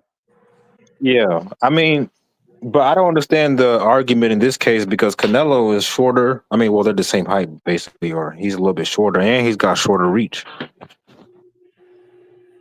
No, what I'm saying is when it comes to Crawford, Mhm. every fighter he's just like Mayweather. Every fighter he's ever fought, he's had the reach advantage. Okay. Mhm. He's never actually fought bigger men. That's my point. Yes, he's gone up through weight classes, but he's never actually fought physically bigger men. By the time he's in the ring, he's the same size as them. At 154, he outweighed Israel Mazmadov, I believe, by like 2 pounds when they got to the ring. So he was still the bigger man fighting Israel Mazmadov when it comes to weight. Even though he went up in weight, he's cutting so much weight that by the time he gets in the ring, he's the bigger man. But here, Every fighter, huh? but Canelo has some advantages in there too. But Most wait, of the, but go what ahead. I'm saying is Canelo is at a deficit in every single fight he's been in for the last several years. He's lighter, he's shorter, he's at a reach deficit. Every single fighter is bigger than Canelo. On the flip side of the coin, Bud has been bigger than everybody he's fought. Not everybody. Earl Spencer's a bigger man. I don't I know. think I mean, I know Crawford had longer arms. I don't know if Earl Spence was heavier in that ring. He's taller and he definitely weighs more on fight night than I, Bud. I think Um, that Canelo's size actually works for him at 168 against it the do. guys that he's in there with. It Because do. like you take Mike Tyson for instance. Mike Tyson was much shorter than Mitch Blood Green, was much shorter than Tony Tucker, but he was able to get in on those guys and go to work. So your height is only good as long as you're able to use it and keep it at range. Once the shorter guy gets in on the inside of you, a la Joe Frazier, Muhammad Ali, then your height becomes a detriment to you, and I that's mean, what I feel like, that's I what feel like Canelo's really good at, making your height become a detriment. And a lot of times, not only that, Canelo has the effect of actually beating guys before they actually get in the ring. A lot of them are intimidated by just the aura and the mystique of going up against Canelo Alvarez, that they literally beat themselves before the Hey, fight. hey, Coach A, honestly, bro, I'm sorry. Canelo is an Hold on, guys. I'm sorry to keep interjecting and interrupting y'all. But when Okay. people write dumb shit like this in my chat, I have to respond immediately. Hey, idiot. Let me show you something. Crawford weighed in 169.8 the night of the fight. Israel Masvidal weighed in 168.6. Last time I checked, 169 is heavier than 168. So again, I say Crawford was the bigger man in the ring the night of the fight. Please shut the fuck up or get on the panel and we can talk. Sorry, I had to come with receipts. Y'all two continue. I'm not gonna interject over y'all again. What was that? Yeah, like I feel like Canelo has some advantages over these guys he's fighting at 168 too. Like these guys like Rocky Fielding and Callum Smith, bro, they're a lot slower than Canelo. They don't have a high output in terms of punches thrown, and a lot of them can't hurt Canelo. How many like big punches has he fought at 168? Think about it. Caleb Plant, he's not punching. Callum Smith wasn't really punching at 168. He was weight drained. Who else did he fight at 68? Billy Joe Saunders, same thing. So you could say they're bigger men, but like they're not strong. They're not really. Are they stronger than Canelo? Because Canelo might be short, but he's not like a small guy. He's just short. He's been strong. Edgar Berlanga, man, he did a horrible job in my opinion, man. He didn't use his size advantage to He's a low IQ fighter. Berlanga is a low IQ fighter, and so is Jaime Munguia. Like but at least Jaime was trying to win. At least you can say at least he was really trying to win. So he got hit with that uppercut. Then he went to. Then Canelo went to basically carrying him and not. Canelo could have knocked that dude out, but he carried him. That's my opinion. But Dirk, to your point earlier, I just gotta say that Canelo, in my opinion, is just as skilled and has as much IQ as Bud, in my opinion. To me, they're like equal in that department. The keys to victory in this fight, however, is that Canelo is acclimated to the weight class, and Bud just has to do what Canelo pretty much hates, and he has to use movement. But is Bud gonna move? Like Bud doesn't like really move these days, right? So he definitely has to utilize movement, but he can't be a stationary, target for Canelo. What he has to do, in my opinion, offense-wise, is fight the same way or similar to what he did with Spence, right? Because pretty much what he did in that fight is, punch in between shots. And he caught Spence that way very easy. So if he could use that same offense, catch Canelo, and then move without over moving like Skull did, then I could see, Bud winning. But in terms of skills and IQ, nah, bro, Canelo is just as good as Bud in that department for sure. Yeah, I think Bud's gonna have to be at a range where he can hit Bud, but Canelo can't hit. Well, Bud's gonna be at a range where he can hit Canelo, but Canelo can't hit him. Now Respectfully, that's gonna be something tricky where he's gonna have to try to navigate and find out where that range is. I mean, I think I want him to win. I don't know if they're gonna award him the victory by simply outpointing Canelo. I think right. he's gonna have to rip the belts from him, even though he may outland Canelo. Let's say the does go 12 rounds. If he's able to move around and navigate and outland Canelo, all the judges gonna give him, the victory. Respectfully, bro. If their fighting skills were at the same level and they had the same IQ, this fight shouldn't even be close. Canelo should destroy Bud Crawford. If that was the case, no. We gotta see. We gotta see what happens. That's the thing. Right now, everything is speculating, brother. We gotta see what happens. Well, I'm not really referring to you. I'm referring to the guy that spoke before you, because he's saying they're on the same skill level. No, they're not, bro. Bud has much. Well, let me explain myself. Why I'm saying what I'm saying. I'm not just saying it to say it. Bud has a much layered skill set, bro. Like he can fight going backwards, as he's shown. He can punch going backwards. He can fight on the front foot. He can fight side to side. He can switch stances and show you different looks. He's just a more multi-layered fighter. Canelo's really just basically one style, which is a come forward counterpuncher. He does use feints, obviously. He knows how to use certain tricks with his footwork in order to cut off the ring. Yes, he's a good fighter, but Bud is more multi-dimensional. But go ahead. Initially, when you look at the betting odds for this fight, I mean, Canelo had it in the bag earlier, right? So a lot of people felt that Canelo's going to wash Bud earlier, but now it's kind of creeping up a bit closer. But I think Canelo is still in the lead in the betting odds. So more people think Canelo's going to win this fight. As they should. He's in the bigger weight class. It Not should be because he's close. bigger, right? Not only because he's bigger, because No, he that's the also only has the reason, bro. skills. That's the only reason. Let the man get his But bars off. I think they going off the resume too. Also, they looking at past history. They giving Canelo credit because of who he fought, who he been in the ring with, Yeah, Canelo. and all that too. Yep. All that's playing a factor. And also Bud's age. People looking at Bud is 38. Is he gonna get old overnight? So it's a lot of questions out there, man. That's going to be answered I this don't put time too much. next week. I don't put too much into resume because Canelo was kind of pampered coming up because he was the child star. At 15, people knew who he was in Mexico. He was kind of pampered to be a star. Bud was the black sheep. He had to come out the hard way. And a Come lot of people didn't want to fight Bud early in his career. PBC basically blackballed this man and didn't let him get fights. He couldn't get the Pacquiao fight. PBC and Earl didn't want to give him Earl Spence or Keith Thurman. So that's why his resume looks the way it does. But that don't mean he's not. The skills is not there.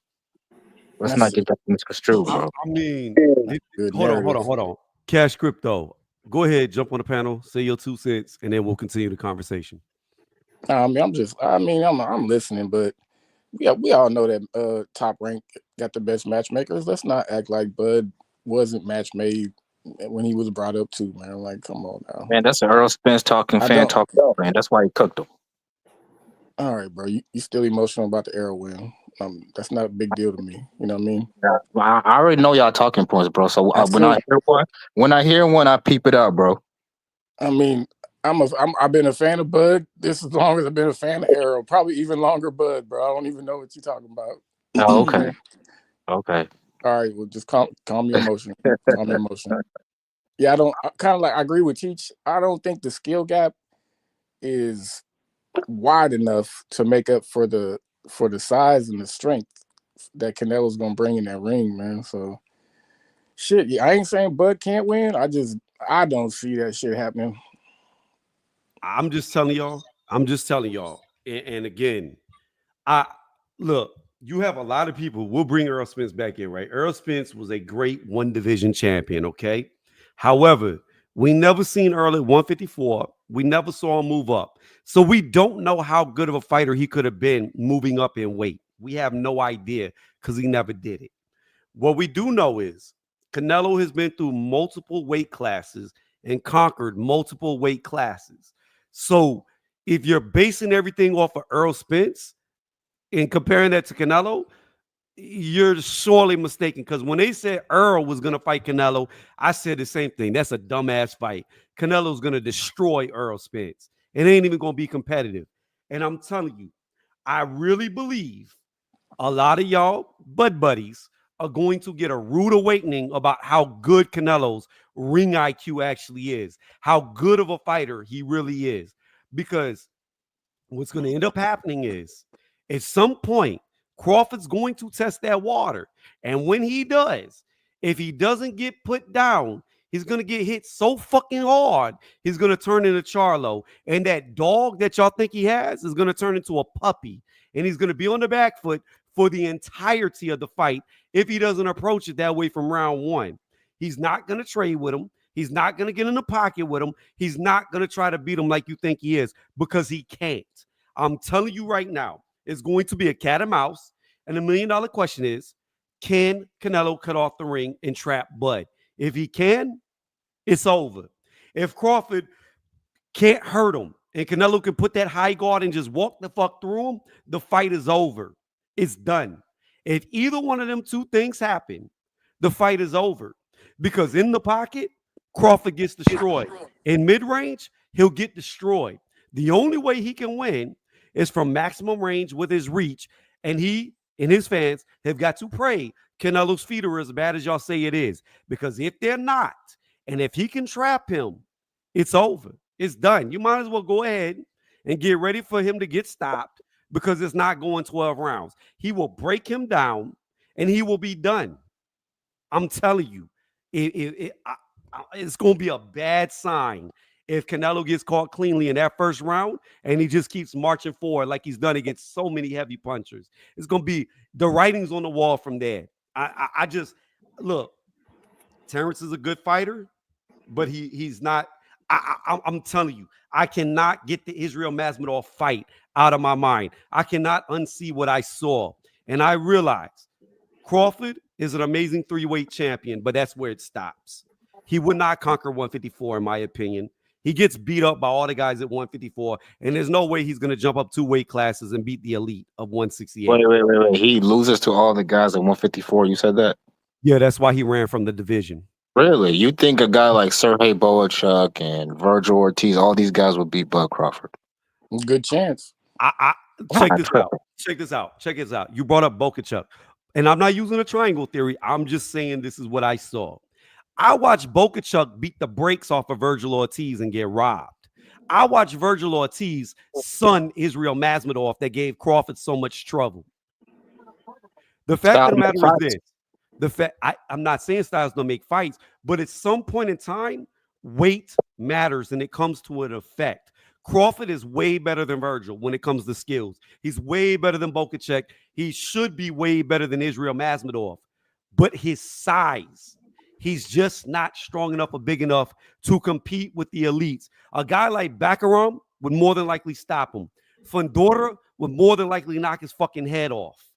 I'm telling you, he cannot compete with them. So why did Madrimov say Bud hits harder than Virgil? And when you actually watch that fight, he was a lot more aggressive with Virgil than he was with Bud. He was very hesitant with Bud. Yeah, you know what happened after he lost to Virgil? He started to come up with a bunch of excuses he never did against Bud either. He was like, oh, I was sick. I had a fever. I was coughing and almost died before I got into the ring. He said all that bullshit too. He never came up with an excuse against Bud. You know why? Because Bud is considered a generational talent. So there's no shame in losing to Bud. But to lose to a guy who is still hype, who ain't never been a champion, never beat a champion, looks much worse than losing to Terence Crawford. That's why he said that. I think I respect your opinion. I think the real reason is I'm gonna say it again, Styles. Madrimov does not like people that press the issue on him. If you watch his fight with I think his name was Sora, it was a dude fresh out of prison. He didn't look too hot in that fight. That dude was pressing him, and obviously we know that's what Virgil loves to do. Bud, as we all know, is a calculated counterpuncher, very patient. And Madrimov, normally the way he fights it, he's kind of like reckless at times where he's lunging at people. He didn't do that with Bud. He was using a bunch of feints. He was using his footwork. He was moving. It was kind of a boring fight, if we're being honest. So, yeah, it was an awkward stylistic matchup. But if we're going by your logic, bro, Shiraz is way better than Canelo. He knocked out Berlanga in one or two rounds. Canelo went 12 with this dude. So, no, it's not going by my logic because here's the thing about it. Shiraz, right, is 6'4". Berlanga is 6 foot. Shiraz hurt Berlanga. Berlanga never stopped coming forward.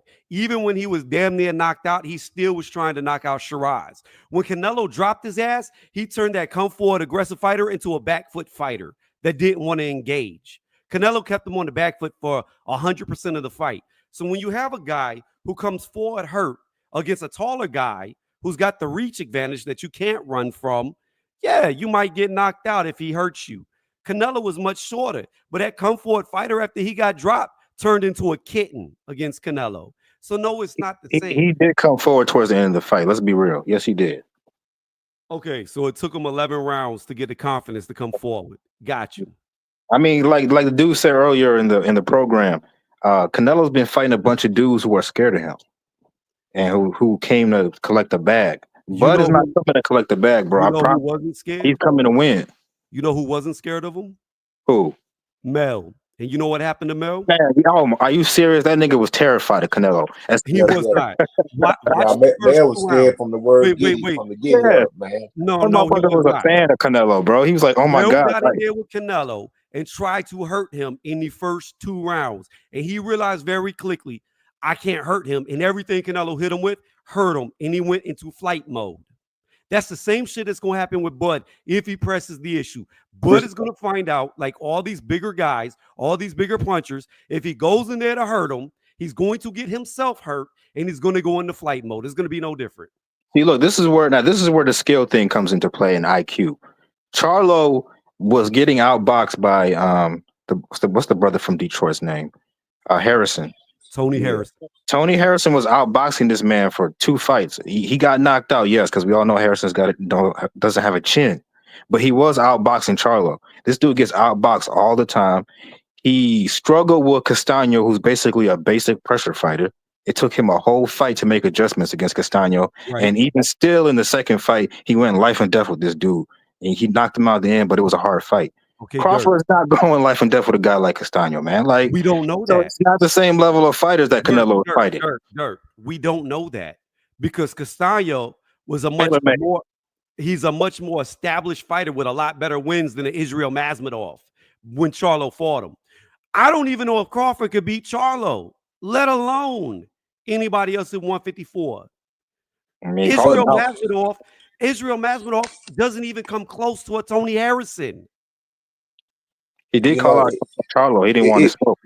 It was one fight that I'm glad Bud didn't take because it was in talk that he was going to fight Sergey Derenchenko, and in my mind said that's a bad style matchup because that dude don't stop coming.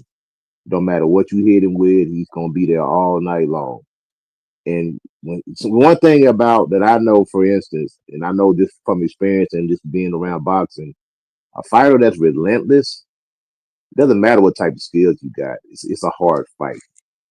A guy that keeps coming, that you continue to hit, and he keeps coming. You hit him some more, and he keeps coming. And you keep hitting him, and he keeps coming. He don't take a backward step. That's a hard fight for anybody. Yeah, that's true. That's true. That's true. But there are style matchups that those type of fighters don't like either, and that style matchup will be the boxer puncher. That's why, for example, a fighter like Boots, you put Boots in there with a pressure fighter, he's gonna look $1 million every single time. You put it, no matter how much pressure you think he's gonna come with. No, it don't matter because they're elite. A pressure fighter that can punch, that's two different things. You got pressure fighters, you got pressure fighter that can punch with both hands, like a Joe Frazier or something like that. That's a pressure fighter. That's an extreme example because that's a Hall of Famer. Them guys are not just walking out of bed every single day. But Boots has been in there with a pressure fighter that can punch, which is Roman Villa. That guy had like 26 knockouts out of 24 fights. 26 fights, 24 knockouts. So he's been in there with a pressure fighter. The point is, pure boxers like Shakur Stevenson or Floyd Mayweather at 47, those are the guys that don't like that type of style because they don't have the power to keep those guys off of them. You can only box so much. But guys like Crawford and Boots, they do have the power to keep those guys off. Based on what? Based on what we've seen. Boots and Crawford are known punchers. No. We saw Crawford at 154 do his. You got to understand something. 147 and below, Crawford had a lot of power. At 147, he stopped every fighter he ever fought. Now, when he went to 154, this is what you're not accounting for. The gloves got bigger. He went from 8 ounces to 10 ounces once he went up. When he went up, he didn't stagger. He didn't rock. He didn't put him on Clear Street. He didn't put him on spaghetti noodle legs. He didn't even really hurt him. Israel Masvidal ate everything he had and took super clean shots. And it didn't do nothing to Israel. Bro, Israel has nowhere the chin of Canelo. Nowhere the chin of Canelo. Israel has nowhere the feints of Canelo, nowhere the defense of Canelo. So all these issues that you're saying that Israel caused for Terrence, Canelo does better. By the way, Bivol and Floyd Mayweather didn't hurt Canelo either. You don't have to hurt a dude to outbox him. So first off, Canelo is not the same fighter he was when he fought Mayweather. Canelo was still very green, still very inexperienced on the world level. He only had a couple of good fights up to that point and a whole bunch of bums that he beat along the way. So Mayweather was a huge skill gap for that dude. Bivol is 6 foot tall, 175 pounds, and arguably the best purest boxer in all of boxing. And even Bivol looked like he got beat up by a fucking baseball bat. Motherfuckers wasn't saying that before the fight. People weren't saying that before the fight. They were saying Yes, I Canelo's did. gonna cook this Yes, I dude. did. You You talking to might me, not have. You're not a wait, Canelo wait, fanboy. I'm talking about his fans. I understand that, but here's the thing about it. You're talking to me about Canelo versus Terrence. And what I'm telling you is I picked Bevo to beat him as easily as he did. I said it was a cherry pick gone wrong. Why was it a cherry pick? Because Canelo was going for what on paper he thought was the weakest champion at 175, because Bevo had no chance to knock him out like Better Beef did. So they took that because they thought it would be an easy fight because he doesn't have punching power like that. The problem was they were wrong. But even in It's a a fight that cherry he was pick too. I'm not This- saying it wasn't it was a cherry no, pick. no. This fight that's gonna happen on September 13th is another attempt of a cherry pick. No, it's not. Yes, it is. No, it's not. You're pulling up a guy 2 weight classes. That's a No, he's cherry not. pick. No, he's not. Canelo's already said numerous times he didn't want this fight. He said it for at least 2 years. He said he didn't want to fight So Crawford. if he didn't want it, why he take it then? He should have fought somebody Because else then. no, Why because didn't he fight Benavidez? He didn't have no Turkey problem turning Benavidez down. Right. gave him so much money that he didn't It's a turn down the money fight. grab. It's a I'm money sure grab. Turkey will give him crazy money for Benavidez too. He just don't want to fight that dude. That's what it is. Well, we don't know what Turkey would offer for Benavidez because at the time Benavidez was with PBC and so was Canelo. Now Canelo's with Turkey for the first time, so we'd have to see. There I hasn't been no guarantee you, offer. PBC will let Benavidez go over there because they would I believe didn't the say guy will they win. wouldn't. I didn't say they would not. What I said is he's yet to offer the Benavidez fight to Canelo for an absorbent amount of money. That's all I said. But I what I think. did also say is you got to Mhm. understand Canelo has already said there's no win in this fight. If he beats him, they're just going to say he's too small. And that's exactly what all y'all are going to say. And I'm saying you included. Y'all are all going to come up with this because this is not y'all's excuse prior to the fight. Pre-fight, y'all are saying Bud is this wizard. He's this magical guy that can walk on water, and he's going to go and get in there and just destroy Canelo. That's how y'all make it out. Okay, well, I got to rebuttal that. I Hold got to on, rebuttal that. Dirk. What's going to be Okay. funny is the day after the fight, all y'all are going to come with the same excuse. Well, he was just too small. He was daring to be great. You know, he went up 2 weight classes to try to seal his legacy. It's got nothing to do with that. It's got to do with he's cashing out. This is his last fight. Win, lose, or draw, I don't think he returns. But regardless, he's going to lose. He's going to get a severance check. I'm happy for him because he's going to make more money in this one fight than he's made in his entire career. By all means, make your money. I'm happy for you. But he's got, I'm sorry, he's going I'm to not get. gonna go. I'm not gonna go as far as saying that he's gonna lose because we don't know that. And I mean, there are keys to victory in both fights, right? But the way I see it is, again, like Bud beats Canelo by pretty much making this, a fight of like speed, skill, and adjustment, right? Not power, because you're not gonna outpower Canelo, in my opinion, right? So he'd have to outthink Canelo, right? Which is going to be hard because Canelo is a smart boxer. He's going to have to try and outmaneuver Canelo. This is going to be easy or hard depending on how he chooses to do that, right? If he chooses to move a lot, well, it's going to be easy for Canelo. It's going to be easy for Bud. But if he outmaneuvers him, it's just at mid range, slip and parrying shots, that's going to be difficult as well because Canelo's going to be right there. But Bud pretty much has to pretty much stay disciplined and try and outland the guy for 12 rounds, right?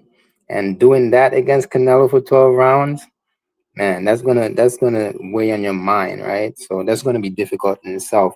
Now for Canelo, I mean, Canelo just has to pretty much be physical, which is easy for Canelo because he's gonna be the stronger guy there, right? Cutting the ring off, that's gonna be hard for Canelo, depending on what Bud chooses to do again. If Bud moves a lot, well, it's gonna be hard for Canelo. Like targeting, but if he stays stationary, mid range or whatever, that's gonna open up a lot more doors for Canelo because Canelo's gonna be able to target that body, and force Bud into exchanges. And we don't know who's gonna win those exchanges, but Canelo definitely has a good chance, with exchanges in mid range and close range for sure. So when you think of it, Canelo, man, he just has the more advantages And Bud, he just has to stay disciplined and pretty much try to be perfect for 12 to win this fight. That's the way I see it. Yeah. But you Really mentioned But you I quick, wanted mentioned really the to. fast. movement. Hold on, Go hold on. ahead, brother. I'm sorry. I just want to respond to this comment because this is the most. This is the biggest misconception of all of boxing that's ever been said and continues to get said. It's like a lie has been told so much people believe this shit. I want to show y'all something, right? About everybody said Muhammad Ali was going to lose to George Foreman because George Foreman was too big. Let's look at a size difference. Muhammad Ali, 216 and a half. George Foreman, 220 pounds. Where's the size difference? Ali, 6'3. George Foreman, 6'3. They were both the same height and damn near weighed the same weight. So how the fuck, if you're the same weight, same height as somebody, is he bigger than you? I don't understand what people get this bullshit about Muhammad Ali being way undersized against George Foreman. Because it's a fucking lie that just keeps getting said over and over and over and over and over again. Now Foreman was kind of skinny back then, man, when he fought Ali. Not the big fat Foreman.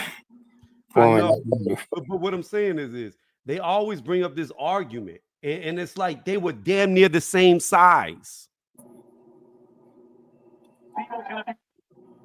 But I want to rebuttal something real quick. You said that you would have excuses if Bud lost. Um, so look, I'm not saying Bud is 100% going to win this fight. I mean, Canelo's the favorite for a reason, and to me, that's the only reason he would win this fight is because of the size and the weight. Like I said before, if everything was equal and they were in the same weight class, first of all, Canelo wouldn't even fight him. That's one, and then two, Bud will watch this dude. For sure. Okay, Dirk, Same way Dirk, Bill Dirk. watched him. Same way, and I don't want to hear the excuse that Floyd he was too young when he fought Floyd because he had already fought Shane Mosley and he had fought Austin Trout and he was not pound for pound #9 and he was a world champion. So that's an excuse. Teofimo was 23 when he beat Lomachenko. We don't hear he was too young. How old was Loma when he fought Teo? 33. So I don't want to hear that. So first off, I would agree with you. If I will agree with you here, if they were the same size and they've always fought in the same weight class, yeah, Crawford beats them. I agree with you 1,000% in Right. that hypothetical world. But in reality, they're not in the same weight class. They're not the same size, and it's going to show in the ring. So again, if we want to talk about a hypothetical pound for pound, where if we could shrink one up or blow one up to be equal their entire career, Mhm. 100%, I agree with you. I believe Crawford could beat him, but the problem is they're not the same size. And that's fair. And I was with you earlier this year when this fight was announced. I was with Canelo. The size is too much. But his most recent performances, he's definitely declining, and that's why I'm going with Crawford, bro. I think Canelo is not the same fighter. Even when he went back, when you look back at his fight with Caleb Plant, I think that's the last time where we saw like a full fledged Canelo. Or actually, no, even Bivol. He looked good against Bivol physically. Um, I don't think we've seen that version of Canelo. He's throwing one punches at a time. He seems lethargic. He looks lazy in the ring. I don't think the same motivation is there. And he might be motivated for this fight, but I don't think you could just switch it on and turn it off. You know what I mean? So we're gonna see. Nah, I disagree. The Well, motivation, you can turn that on. I mean, when I was fighting, one thing that always got me going when the other dudes start talking. Now I went Mhm. into a whole nother mindset because I wanted to do something to you then. So, Right. and I think that Canelo, I think both guys are actually highly motivated because I think Canelo feel like he got his whole country and his people on his back, and I think Bud kind of feels the same thing. There is there is tribal. This is going to be a highly tribal fight. Whether people want to, that's the elephant in the room that nobody's really addressing. That we ain't got to go there.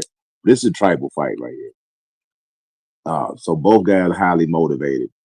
I want to see Bud. I think the perfect fight for me to see Bud win is a fight of Sugar Ray, Marvin Hagler type of fight. But will the judges give him the the win for that? Another thing, I don't really consider Bud a mover like Sugar Ray or Muhammad Ali up on your toes, the type because it takes a special type of conditioning and coordination to be able to move and punch at the same time. And a lot of these boxers don't possess it. They're more stuck with their feet nailed to the ground, standing in the shoulder roll, trying to pop shot or counter punch. If you follow boxing in the 80s, most of those guys patterned themselves after Muhammad Ali, which getting up on your toes and being able to pop the jab, being able to move around from side to side, lateral movement. Even Thomas Hearns could do it. He get up on his toes, he popped the jab. I seen George Foreman, Big George, get up on his toes and pop the jab when he's fighting Ron Lyle. Go back and look at that fight. George Foreman got up on his toes and started popping the jab because Ron Lyle was knocking him down. So I think that's what he has to do. He has to basically stick and move on this guy. Don't let Canelo get set. Because Canelo has to be set to deliver those big, powerful punches. And he can pull it off, but he's going to have to work. I mean, he's going to have to outwork Canelo the same way that Bivol did. Bivol clearly outworked Canelo and it's barely eked out a 115, 113 decision and outworked him all night long. So, Coach yes, sir. The Bivol fight is again, I've got to look at the Bivol fight, a fight that I would say you could argue Canelo lost all 12 rounds. I would not argue with anybody who said they thought Canelo lost all 12 rounds. But what you got to understand is, even in a fight where Canelo was dominated, outboxed, clearly, right? Canelo still, out of the 700, I pulled it up earlier, Bivol threw like 710 punches and only managed to land 150 at a 21% land ratio where he was dominating Canelo. Furthermore, but I'm talking about the scorecard. Look at the scorecards, though. No, we're just talking about the fight. I understand the judging. I'm not talking about that. What I'm saying is a guy like Bivol completely dominated Canelo, and in his domination, only could land 21% of his punches out of 710 in a fight that he dominated. Furthermore, while being dominant in that fight, there was still several times Canelo trapped him against the ropes, trapped him in the corner. It happened several times in the fight. And my thing about it is this. If a guy like Bivol, who is known to be a purist boxer, can get trapped in the corner, on the ropes, can get hit numerous times, and only land 21% of his punches, that defense of Canelo's is serious. I don't know how Crawford lands cleanly on this dude. I don't. When I look at it, I don't see it. I think Munguia did. Berlanga did. No, they did not. They both landed under 20%. We can pull up the CompuBox. And those are fights. Look, I'm glad that you brought that up. When you look at the Jaime Munguia fight, the Edgar Berlanga fight, and we could fact check because I've been wrong before, but I don't think I'm right now. In both those fights, Canelo threw over 450 punches. Threw over 450. That's around what Bud averages a fight. Bud only throws about 450 to 500 punches a fight. So in fights where Canelo has fighters who fight him, he throws 450 fights every damn fight. It's only in the Skull fight that he didn't throw as many as he normally does. That's the only one. But if you go to even against Bivol, he threw like over 450 punches. So the dude's punch output is damn near identical to Crawford's. Here's the difference, though. Bivol's style, even though and I'm not trying to be disrespectful when I say this, Bivol has a very basic style. Like he's got that 1-2, that Eastern European style that he has. Bud is much more unpredictable with his punches. That's why, especially when he switches stances, he can hit you from different angles that Bivol doesn't. Bivol's gonna hit you with the same 1-2 every single time. Sometimes he switches it up and goes stab to the body and things like that. But he's a little bit more predictable for a guy like Canelo. Also, I don't think this is the same Canelo that fought Bivol. I keep saying that. He's a lot slower than he was back then. And again, I don't think he's going to turn back in the clock and turn back into that old Canelo overnight. I don't see that happening. Well, how is it the same Terence Crawford? Because he looked slow against Israel. Again, I just think Israel was just a tricky style. Canelo doesn't fight anything like Israel at all. Canelo fights a lot better. He's got a better defense and better higher landed percentage in all of his fights. course. And guess what? Canelo's better than Maidana, but Maidana still gave Floyd a harder fight. Styles make fights. Yeah, Canelo does a Well, I lot to would throw argue off with that timing point. though. Hold on, Dirk. I would argue with that point. Wait, When you think Maidana, Maidana's better than Canelo? hold on. Okay. Canelo today is better than Maidana. When Maidana fought Mayweather, Canelo was not better than him. Yes, he was, bro. A guy like Maidana who's coming forward a million punches would get knocked out by a guy like Canelo. Canelo's too sharp of a counterpuncher. He would knock out Maidana. He's too basic for a guy like Canelo. He's just gonna come Mm, forward, throw a Yeah, million you punches at got I Canelo. don't know about that. Canelo's gonna make a uh, miss and he's gonna knock his ass out. He's tailor made for Canelo. Amir Khan beat Maidana, and then Right. freaking Come on. Ortiz You don't freaking believe that, hurt. champ. You know Canelo is better than Maidana. I'm It's talking just about the Maidana that fought Mayweather and the Canelo that fought Mayweather. At both those times in their careers, I don't know if Canelo was better than Maidana. Floyd hurt Maidana to the body. What do you think Canelo's gonna do to Maidana? Again, if I'm judging them based off of when they fought in their career, I don't know if Maidana was worse than Canelo because Canelo had really only fought 3 fighters up to Floyd Mayweather. He beat Mosley, he beat Austin Trout, and he Uh, fought fucking Ricky Hatton's brother. Outside of those 3 fighters, he's fought absolutely nobody. Maidana had a whole plethora of people, including destroying AB before he got in there with Mayweather. and So when losing it to comes, Amir Khan and Devin Alexander. He lost to them 2 guys. I understand that, but what's your point? My point is Canelo Devin wouldn't lose to a guy like Alexander, Devin Alexander. Devin Alexander and Amir Khan were way more higher experienced fighters than anybody who Canelo had fought. Amir Khan way more experienced than Austin Trout Well, when Maidana fought him. okay, well, let me give you another example. Most people would have before they fought each other. Most people would say Stanionis is a better fighter than Karen Chukatsian. But for whatever reason, Karen Chukatsian gave Boots way more trouble than Stanionis. Why is that? Because stylistically, he's a No. tricky style. Stanionis is tailor made for Boots Ennis. So yes, styles do make fights. Thank you. Yes, styles make fights, but that's irrelevant to where a fighter is at in their career. It's time somebody fights somebody. Like, Okay. if somebody is newer in their career and they fought less higher opposition, that's not really debatable. hmm Well, I just You think know, I in know a this lot of case, times. go ahead. Go ahead.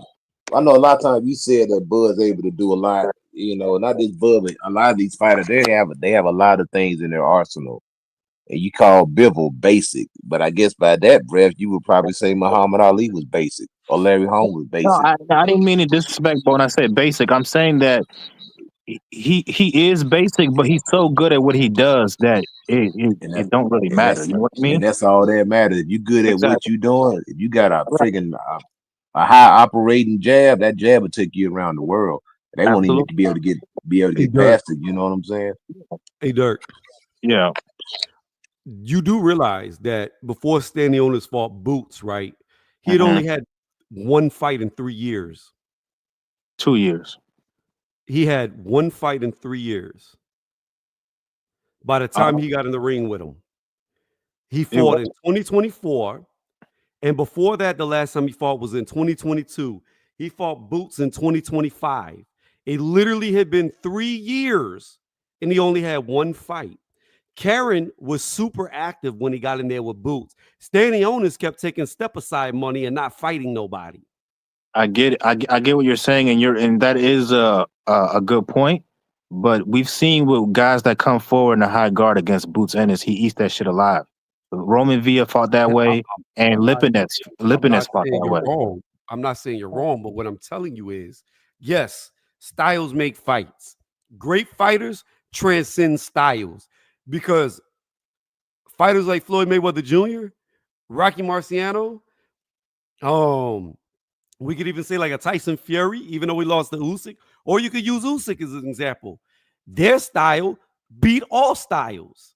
So again, yes, styles make fights. Certain styles versus certain styles make it way more difficult. Rock beating paper is always going to be hard for Rock to do. But sometimes rock rubs through paper and breaks it. Sometimes when scissors goes to clip on paper, it's clipped too many times and the scissors fall apart and don't clip through the paper. So again, while I do agree styles make fights, great fighters can overcome styles. But again, when you're comparing, who is this? Oh, Dub's coming up. When you're comparing Karen versus Stanionis, it's a little tilted and slanted because you have a guy who had no activity in the ring. You don't fight one fight in 3 years, and then it's not even like the fight that he had right before he fought Boots. No, it took him 2 years to take one fight, and then he sat around for a whole nother year before he got in there with Boots. But So but ring rust, hold on. No matter how great a fighter is, ring rust is a motherfucker. We have seen fighters get out of the ring for a long period of time and not look the same when they come back. Ring rust is real, and it will humble the best of you. that's But fair. yeah, You can't say the same for Bud though, because Bud has done this more than once before Tony. Like he's been inactive for like a year. How many times now?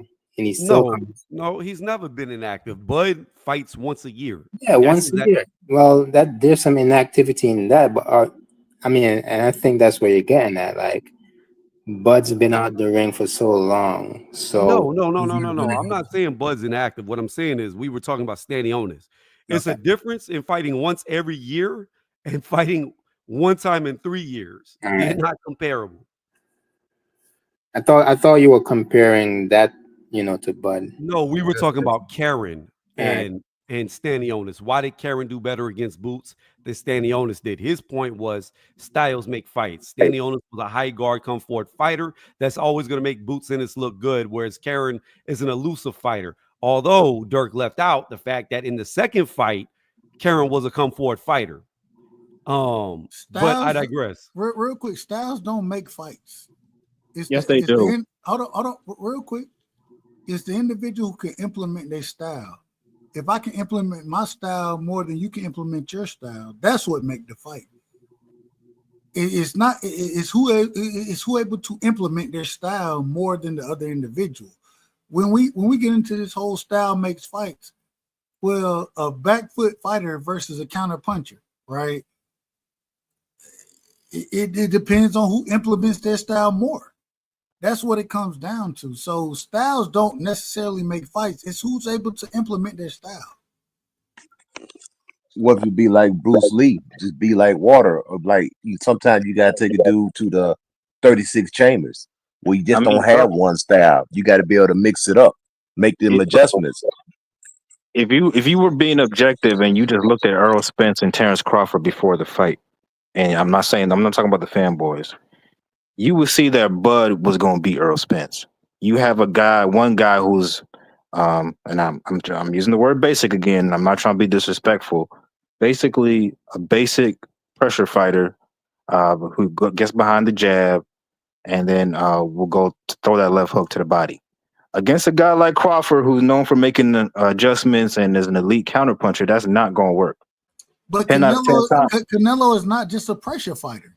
I'm not talking about Canelo in this case. But we're literally talking about Bud versus Canelo. So when you make that argument, hold on, let me finish. Wait, because you didn't let me finish. You just jumping in. God damn. Hold on. In this case, we're not talking about Bud and Canelo. We're talking about styles make fights. You're trying to say that styles don't. That's not a factor. Yes, it is. It absolutely. No, I didn't say that. That's not what I said. You just said I said who can implement their style. If you're a back foot fighter and a pressure fighter is able to stop you from implementing your back foot style, then that pressure fighter has the advantage against you. If you're a back foot fighter though, and you can stop that pressure fighter by using your movement, then you can negate their style. It's who's able to implement their style. Everybody has different styles, and multiple fighters have different styles that they can fight in. Very few. What it comes down to is who can implement what they want to do against their opponent. It doesn't come down to just because I have this style, then this is going to make the fight. No, it doesn't come down to that. Go I'm ahead. glad you said that, Dub, because you, since I know you're a Devin Haney guy, there's a reason why guys like Hitchens and Devin Haney don't fight pressure fighters. There's a reason for that.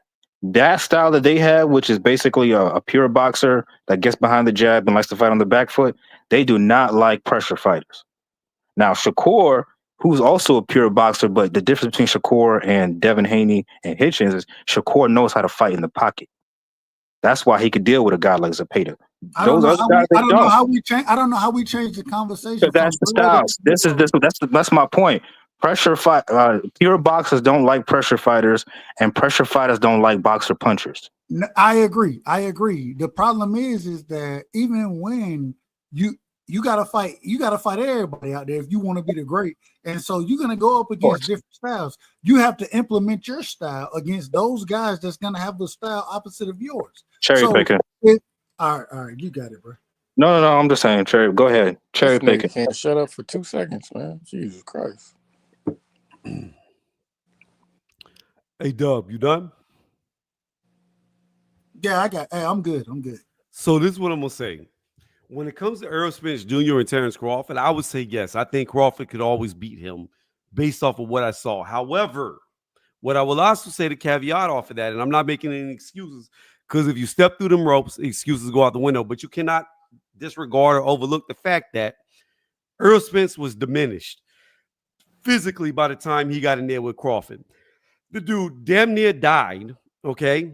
He damn near died in a car wreck, was induced into a coma, lost his teeth against Ugas. He damn near got put out. The referee kind of saved him, and then fought Crawford. On top of that, you can do this shit while you're young, but everybody knows, and even the Spence fans have to admit, he is a avid drinker. This man get fucked up, shit-faced drunk to the point of where he doesn't know where he's at. So even where his girlfriend excused him or exposed him on a video. So the fact of the matter is this: the older you get, the more that shit catches up with you. Canelo's not a fucking drunk. He hasn't been in a car wreck, flipped out of his car, put damn near in a coma.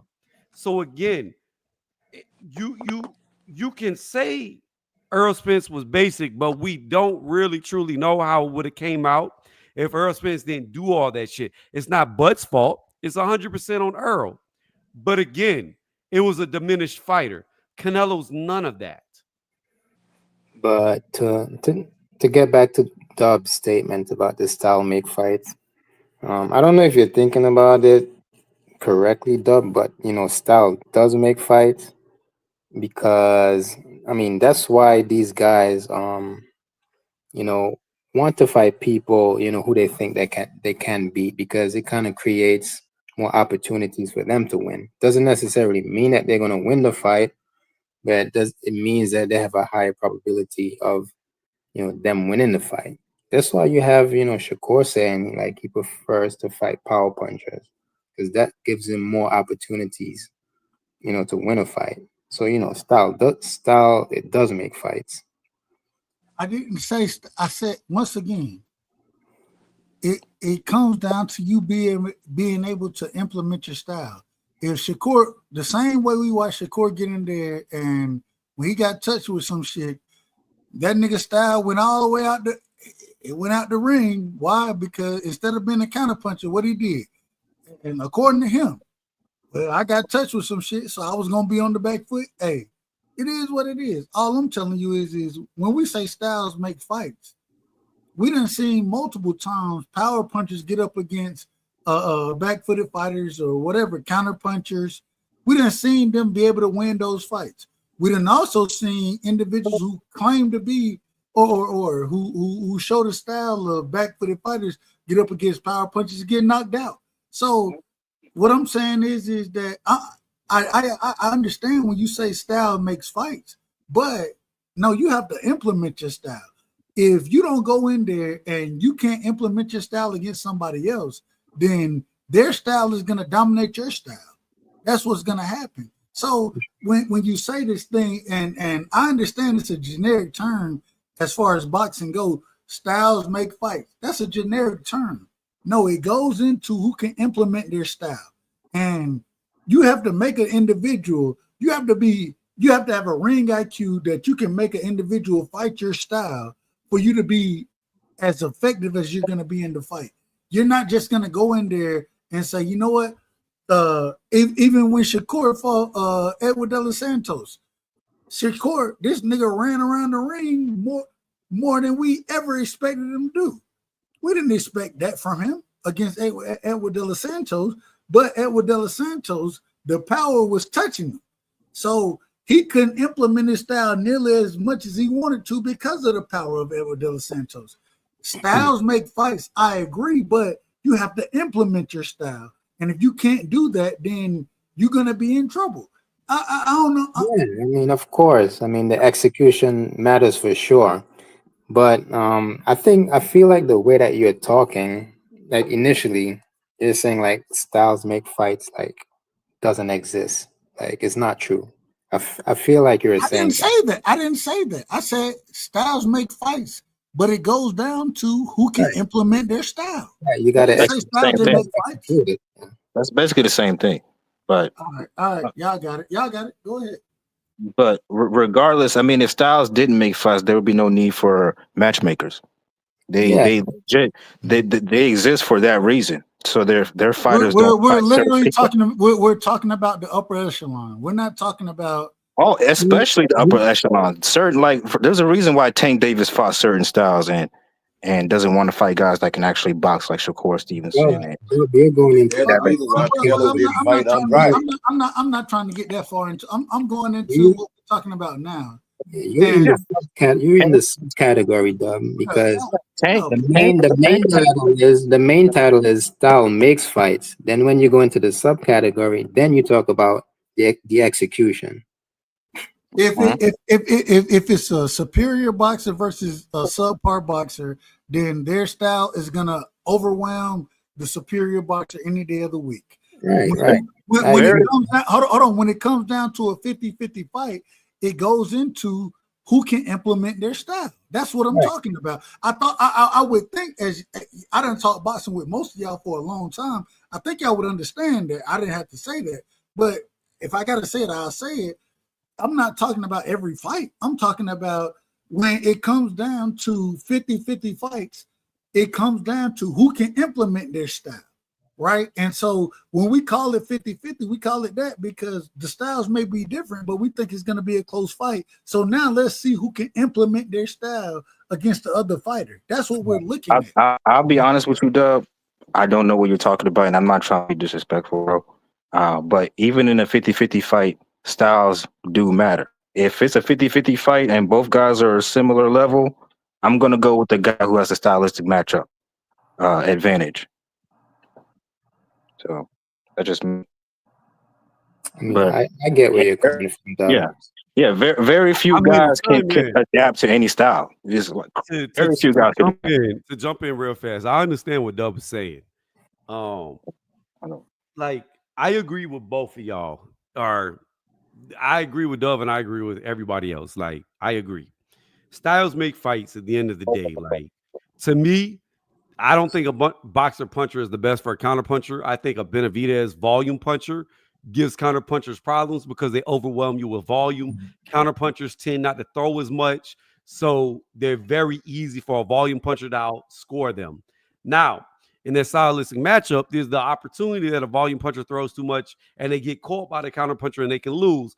But most of the time, you see volume punchers beat counter punchers. However, what Dub is saying is if that counter puncher is better at implementing his style, meaning that when a volume puncher is coming in to do what he does and he just keeps getting rocked by the counter puncher, it's going to control the volume. So therefore, the counter puncher implemented his style better than the volume puncher and outweighed the scale to his favor. I believe that's what Dub's trying to say. Can I rebuttal that real quick? So what you're referring to? Hold on, Dirk. Hold on. Dub, am I correct? Absolutely. And even we've seen this multiple times.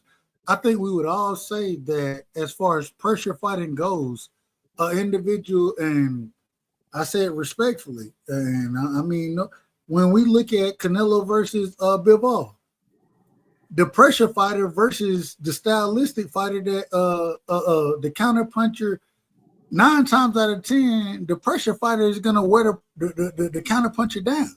But when you're able to implement your style and keep that individual at range, running it down the middle the way Bivol did, then we seen where no, you weren't able to win that fight. And I think all of us look at Canelo as an elite fighter. So styles make fights, but Bivol was able to counteract that pressure by utilizing the boxing, the range that he utilized. He was able to counteract it. So I just don't understand. Like if the fighter goes in there and implement their style more than the other individual is able to implement their style, then that's the individual who's gonna win the fight. Like I understand individuals disagreeing, and I ain't got no problem with it. If you want to say, well, all right, you got to be a special fighter to do that, I ain't got no problem saying that. All I'm saying is that it comes down to implementing your style, and if somebody can overcome that, then that's when there's going to be a problem for you. That's all I'm saying. Can I add something to that real quick? Yeah. You also have style, but you also have implementing your game plan. Now, Floyd Mayweather talked about his game plan against Manny Pacquiao, who was a volume puncher. And the game plan was to cut the volume in half, therefore limiting the amount of time you can get hit. So when Manny got close to Floyd, Floyd just grabbed him and tied him up and made him start over. That was a game plan that he implemented to deal with Manny Pacquiao's style. And that's how he won that fight. He didn't go out there. He didn't beat Manny Pacquiao up. He didn't obliterate Manny Pacquiao. He basically outpointed him. He fought him in an amateur style. That was an amateur type style, and he beat him. He outpointed him. But Coach Eddie, and shout out to Coach Eddie. I believe you from Georgia as well. Shout out to Georgia. All I'm telling you is that, and I agree 100% with what you're saying. You have to take in consideration what the individual is going to do and how am I going to implement my style against him. If it comes to tying you up, if it comes to, there are multiple ways to implement your style. All I'm saying is that's what it comes down to. Being smart enough and understanding the sport of boxing, understanding the rules of boxing as to how I'm going to implement what I want to do and how to stop you from doing what you want to do. That's what it comes down to. And once I'm able to do that, that's how whether it's outpointing, whether it's hurting somebody, whether it's knocking somebody out, whatever it is, that's how I'm going to go about winning the fight. That's what I'm looking at. I agree with you. Hey, Tony, I got a question for you, Tony. So now you said that you definitely believe Canelo's winning this fight hands down. If you was let's say you was training Crawford, what game plan would you implement to defeat Canelo Alvarez? If you was you was advocating for Crawford. So I'm gonna be honest with you, Coach Eddie, okay? And I'm not saying Crawford knows who the fuck I am or Bo Mack or anybody in this camp, okay? Because I'm a small YouTuber. But I did this before where I said I was over on BF's channel. I don't know if you know who that is, but I was on his channel. He was running a panel talking about how can Terence Crawford beat Errol Spence Jr. And I broke it down to a T what Crawford needed to do to beat Errol Spence. And when the fight actually happened, you'd have to find a lie. But when the fight actually happened, damn near exactly what I said happened. Because I am picking Canelo, and I've said multiple times I'm picking Canelo, I'm not going to break down how I believe Crawford should approach this. I could tell you after the fight, if Crawford loses, what he should have done. But prior to the fight, I'm not going to break down a fight against my pick, if that makes any sense. Well, I thought that you could do it, brother, just for the you, sake of argument. If they ain't listening to you, then it don't matter. According to you, respectfully.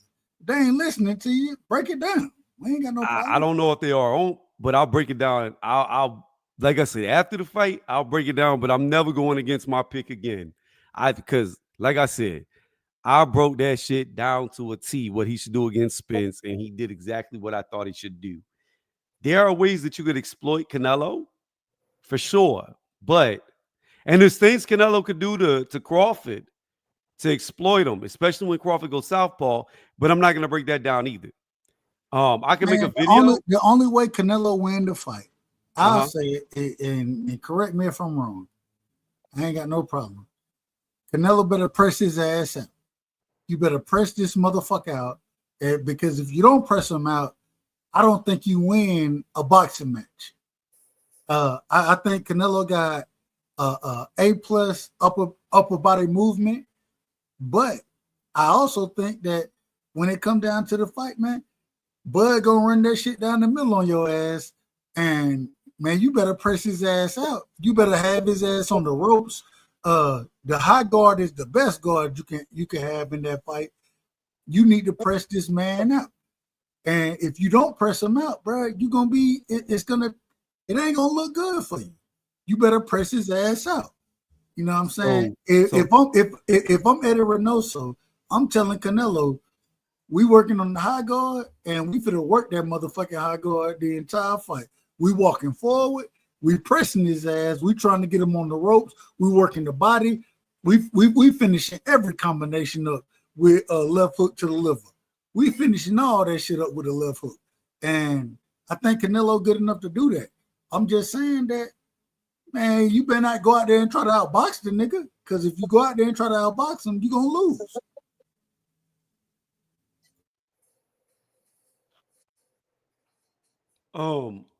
What I'll do is I'll make a video. I'll show the time and date stamp prior to, so that way whenever I release the video, it's not in hindsight.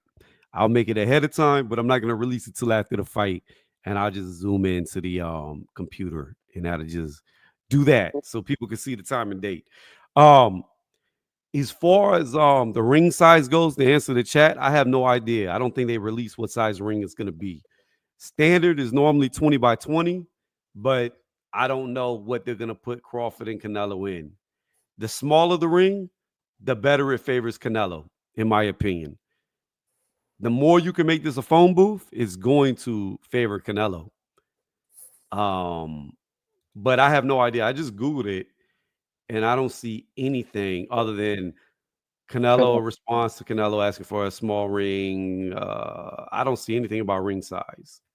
No, I don't think so. But I feel like mentality matters, bro. Like I said, Crawford is not coming there to survive like these other guys Canelo's been fighting. He's coming in there to win. And I think it's gonna just come down this simple. Can he take Canelo's punch? I think he can. I'm not saying he's going there like take a million punches from Canelo. That's not smart. But it's not always the question of can he take his punch. How many times can he take his punches? Right. I was just about to say that. I'm saying I think he can limit the amount of times Canelo hits him. And everything we know Canelo struggles with, Bud is good at. Bud is good at controlling the lead hand. Bud is great lateral movement. Bud has a good jab. And on top of that, he can give you many different looks that we've seen. Canelo doesn't really make adjustments if you get him confused. Look at Bivol. He made no adjustments in that fight. He literally spammed the same game plan the whole fight. And it looked like the same fight the whole fight. So if Bud can take that punch, it could be a long night for Canelo. That's all I'm saying. Yeah, but the other $1 million question is, what happens if Bud can't hurt Canelo and he just walks through him like he's walked through every fighter he's ever fought? I don't think he can hurt him, but I think he can get his respect. I truly believe he can get his respect. I'm just saying, Kovalev didn't get his respect. Bivol didn't get his respect. Munguia didn't get his respect. Kovalev was winning that didn't fight. get his respect. Callum Smith didn't get his respect. John Ryder didn't get his respect. All these bigger dudes didn't get no respect out of Canelo. He just walked the fuck through them. That Kovalev fight wasn't suspect to you? You don't think it's weird that Kovalev didn't throw a single power shot the whole fight? He did throw power shots, but Canelo was countering them. The thing about it is I picked Kovalev to lose because of his age. I believe Anthony Yard should have beat Kovalev. He hurt him bad in that 8th round by going to the body, and then he abandoned it. Why? Because Anthony Yard has the worst trainer in all of boxing, Tundi. Tundi ruined that man, and he never left him because Tundi is a fucking leech that won't let go. See, here's my thing about it, and this is one thing that drives me crazy about people who are like, I'm loyalty, right? It goes both ways. Loyalty is a two-way street. As a trainer and a coach, if you really care about your fighter and you know you can't elevate them or help them go further, then you're not loyal to them by holding on. You're a hindrance. You took them as far as you could take them. Let them go to somebody that can get them to that championship. So I thought that was a fight that Anthony Yard, if he would have went to the body, because Kovalev already showed against Andre Ward that he was weak to the body, was the game plan. And in the 8th round, he finally did it, almost knocked him out, got exhausted, blew his load, and then got stopped very soon after. But based off of that, I thought Canelo's pressure, body punching would just wear Kovalev down. And I didn't think Kovalev could beat him unless Kovalev hit too hard. But even going into the Kovalev fight, I said, I've seen Canelo take hard shots, while at the time Kovalev was the hardest puncher he ever fought. I haven't seen Canelo really hurt.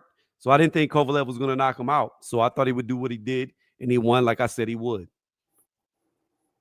Yep, but he was losing that fight before he knocked out Kovalev, and Kovalev was just basically beating him with just a jab. Yeah, I thought Kovalev was winning that fight until he got knocked out. I'm not saying he wasn't winning the fight, but who the fuck cares if you're winning the fight if you get laid out on your back? It's fair. Amir Khan. That was prime Kovalev. I'm just saying it wouldn't have been a very competitive fight. I hear you, but it wasn't a prime. And like I said, we're all, because I can make the same argument. Imagine if it was Earl Spence that never drank or got into a car wreck that fought Terence Crawford.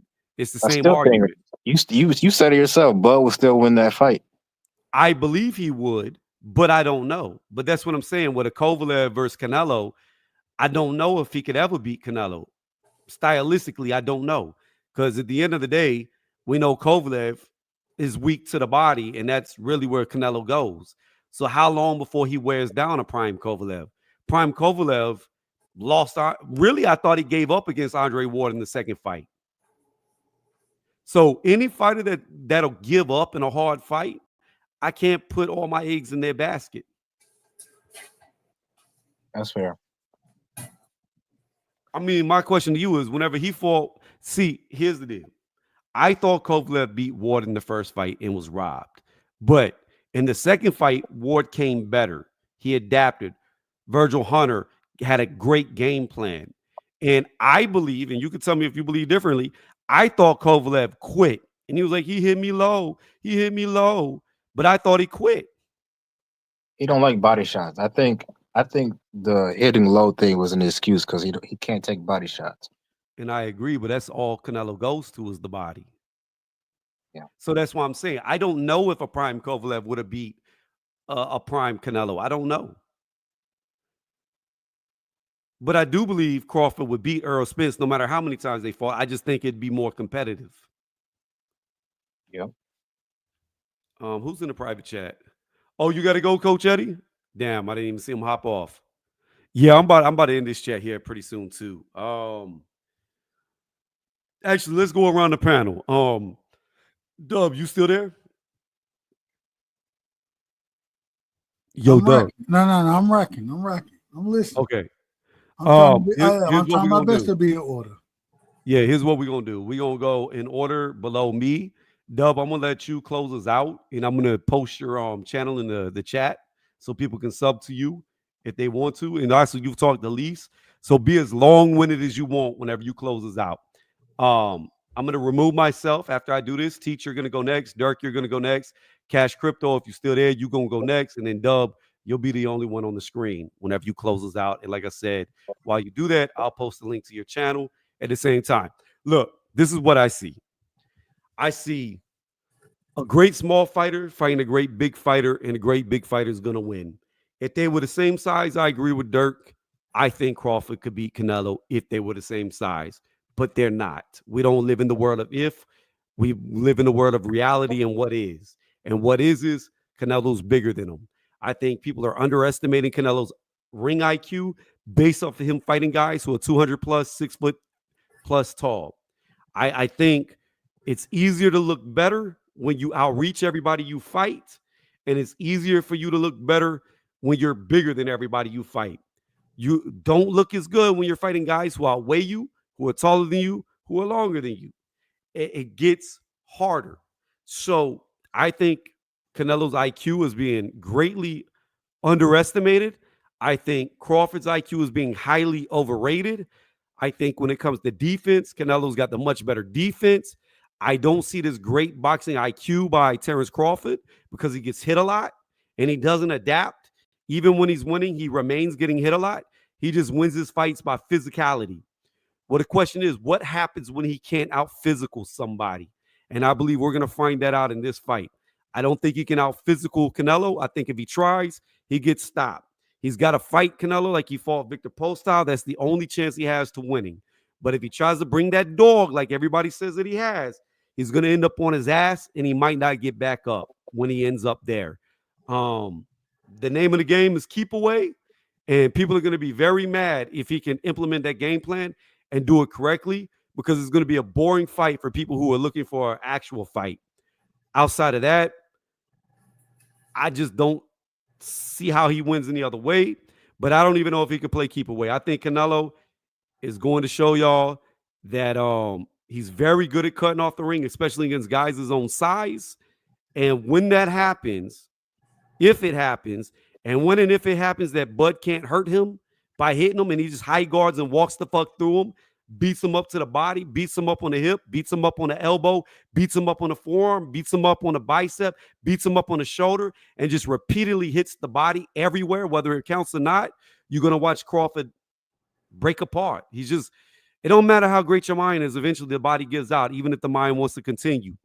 I'm not going to say Canelo's going to break his will, but I think he's going to break his body. And that's just going to be what it is. He's already shown that at 154, his power didn't carry up. It could be that the guy, Israel, was just too big, or it could be the fact that the 10-ounce gloves have neutralized Bud's power a lot more than people would expect from 2 ounces, because it does make a world of difference, 8 ounce and 10 ounce, even though it doesn't seem like much. But I got Canelo Alvarez. I think this is a stupid fight. I thought it was a stupid fight when they said Errol Spence was going to fight him. I thought it was a stupid fight when Charlo moved up to fight him. And I think it's an even stupider fight with Crawford moving up to fight him. It's no difference. Canelo's going to beat these dudes. They're just too small. Weight matters in reality. If Crawford does upset what I'm saying and actually wins, without a question, he is a top 10 all-time great. Wherever you want to put him. You want to put him number 1? You want to put him number 2, 3, 4, 5, 6, 7, 8, 9, or 10? He's in that top 10. Debate anywhere you want to put him, but in my opinion, he belongs nowhere else but top 10. I want Crawford to win, even though the Crawford fans make me want to see him get his ass whooped. I'm not going to lie. Crawford fans really make me want to see him lose, but I want to see Crawford win because I know when Crawford loses, like he's going to lose, and this is my prediction, like I have a crystal ball. The minute Crawford loses, Floyd Mayweather Jr. is going to come out of nowhere on Twitter and be like, Crawford, y'all compared him to me, the TBE? I'm the greatest of all time. I'm the GOAT. Canelo, that was easy money. I beat that dude. It was the easiest fight I ever had in my life. And he just beat Terence Crawford. How dare y'all ever compare Crawford to me? I'm the best ever that'll ever be. We'll do something like that. That's what Floyd's going to do. On that, I'm going to hop off the panel, teach, say your last 2 cents, and then we're going to go straight down the line. Yeah, I mean, whoever wins gets credit in my eyes, but Canelo. But more than anything, man, I was never a Bud fan, never a Canelo fan, never a Spence fan. So I'm just in this for the shenanigans pretty much after the fight. I just want to see, who gets to laugh, and I want to see who gets to cry. So I'm literally just waiting for all these live streams after the fight. And yeah, that's my take, and I'm done.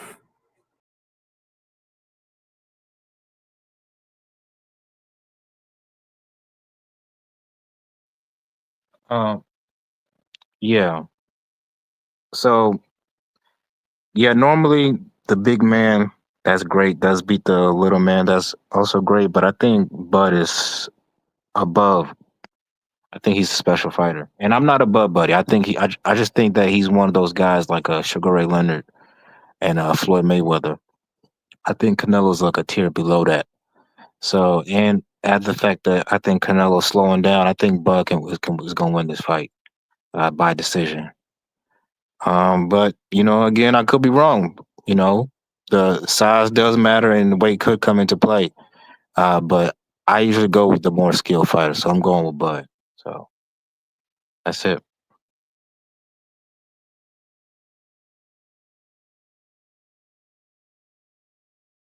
Yeah, we got bud buddies that don't even know they're bud buddies.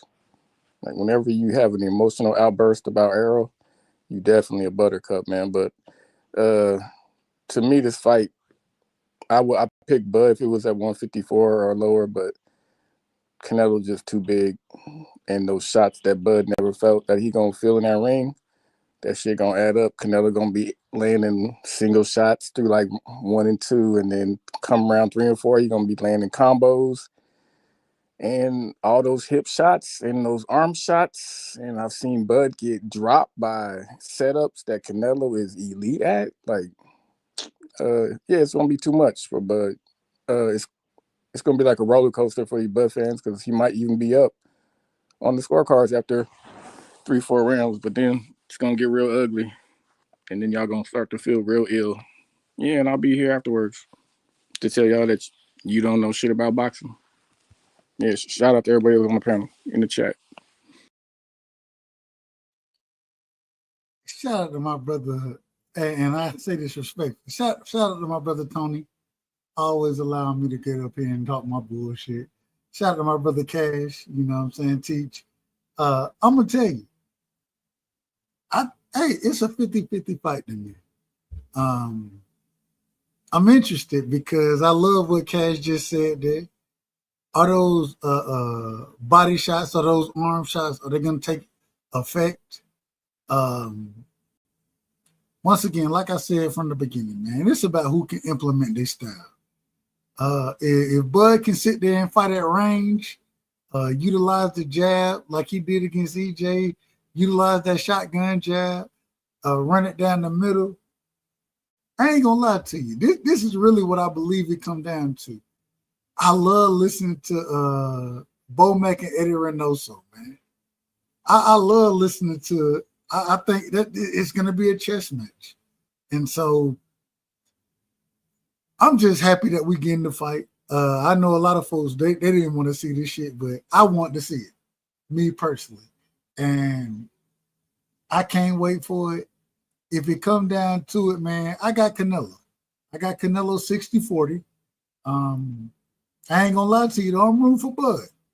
I'm rooting for Bud.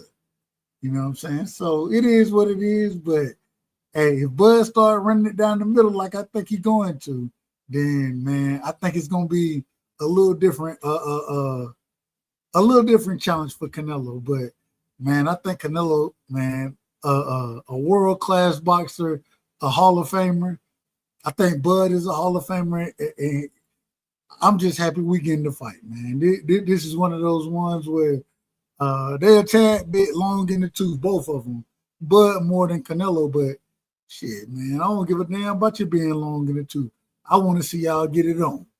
You know what I'm saying? Man, we get this opportunity. So as a true boxing fan, I don't give a damn who wins.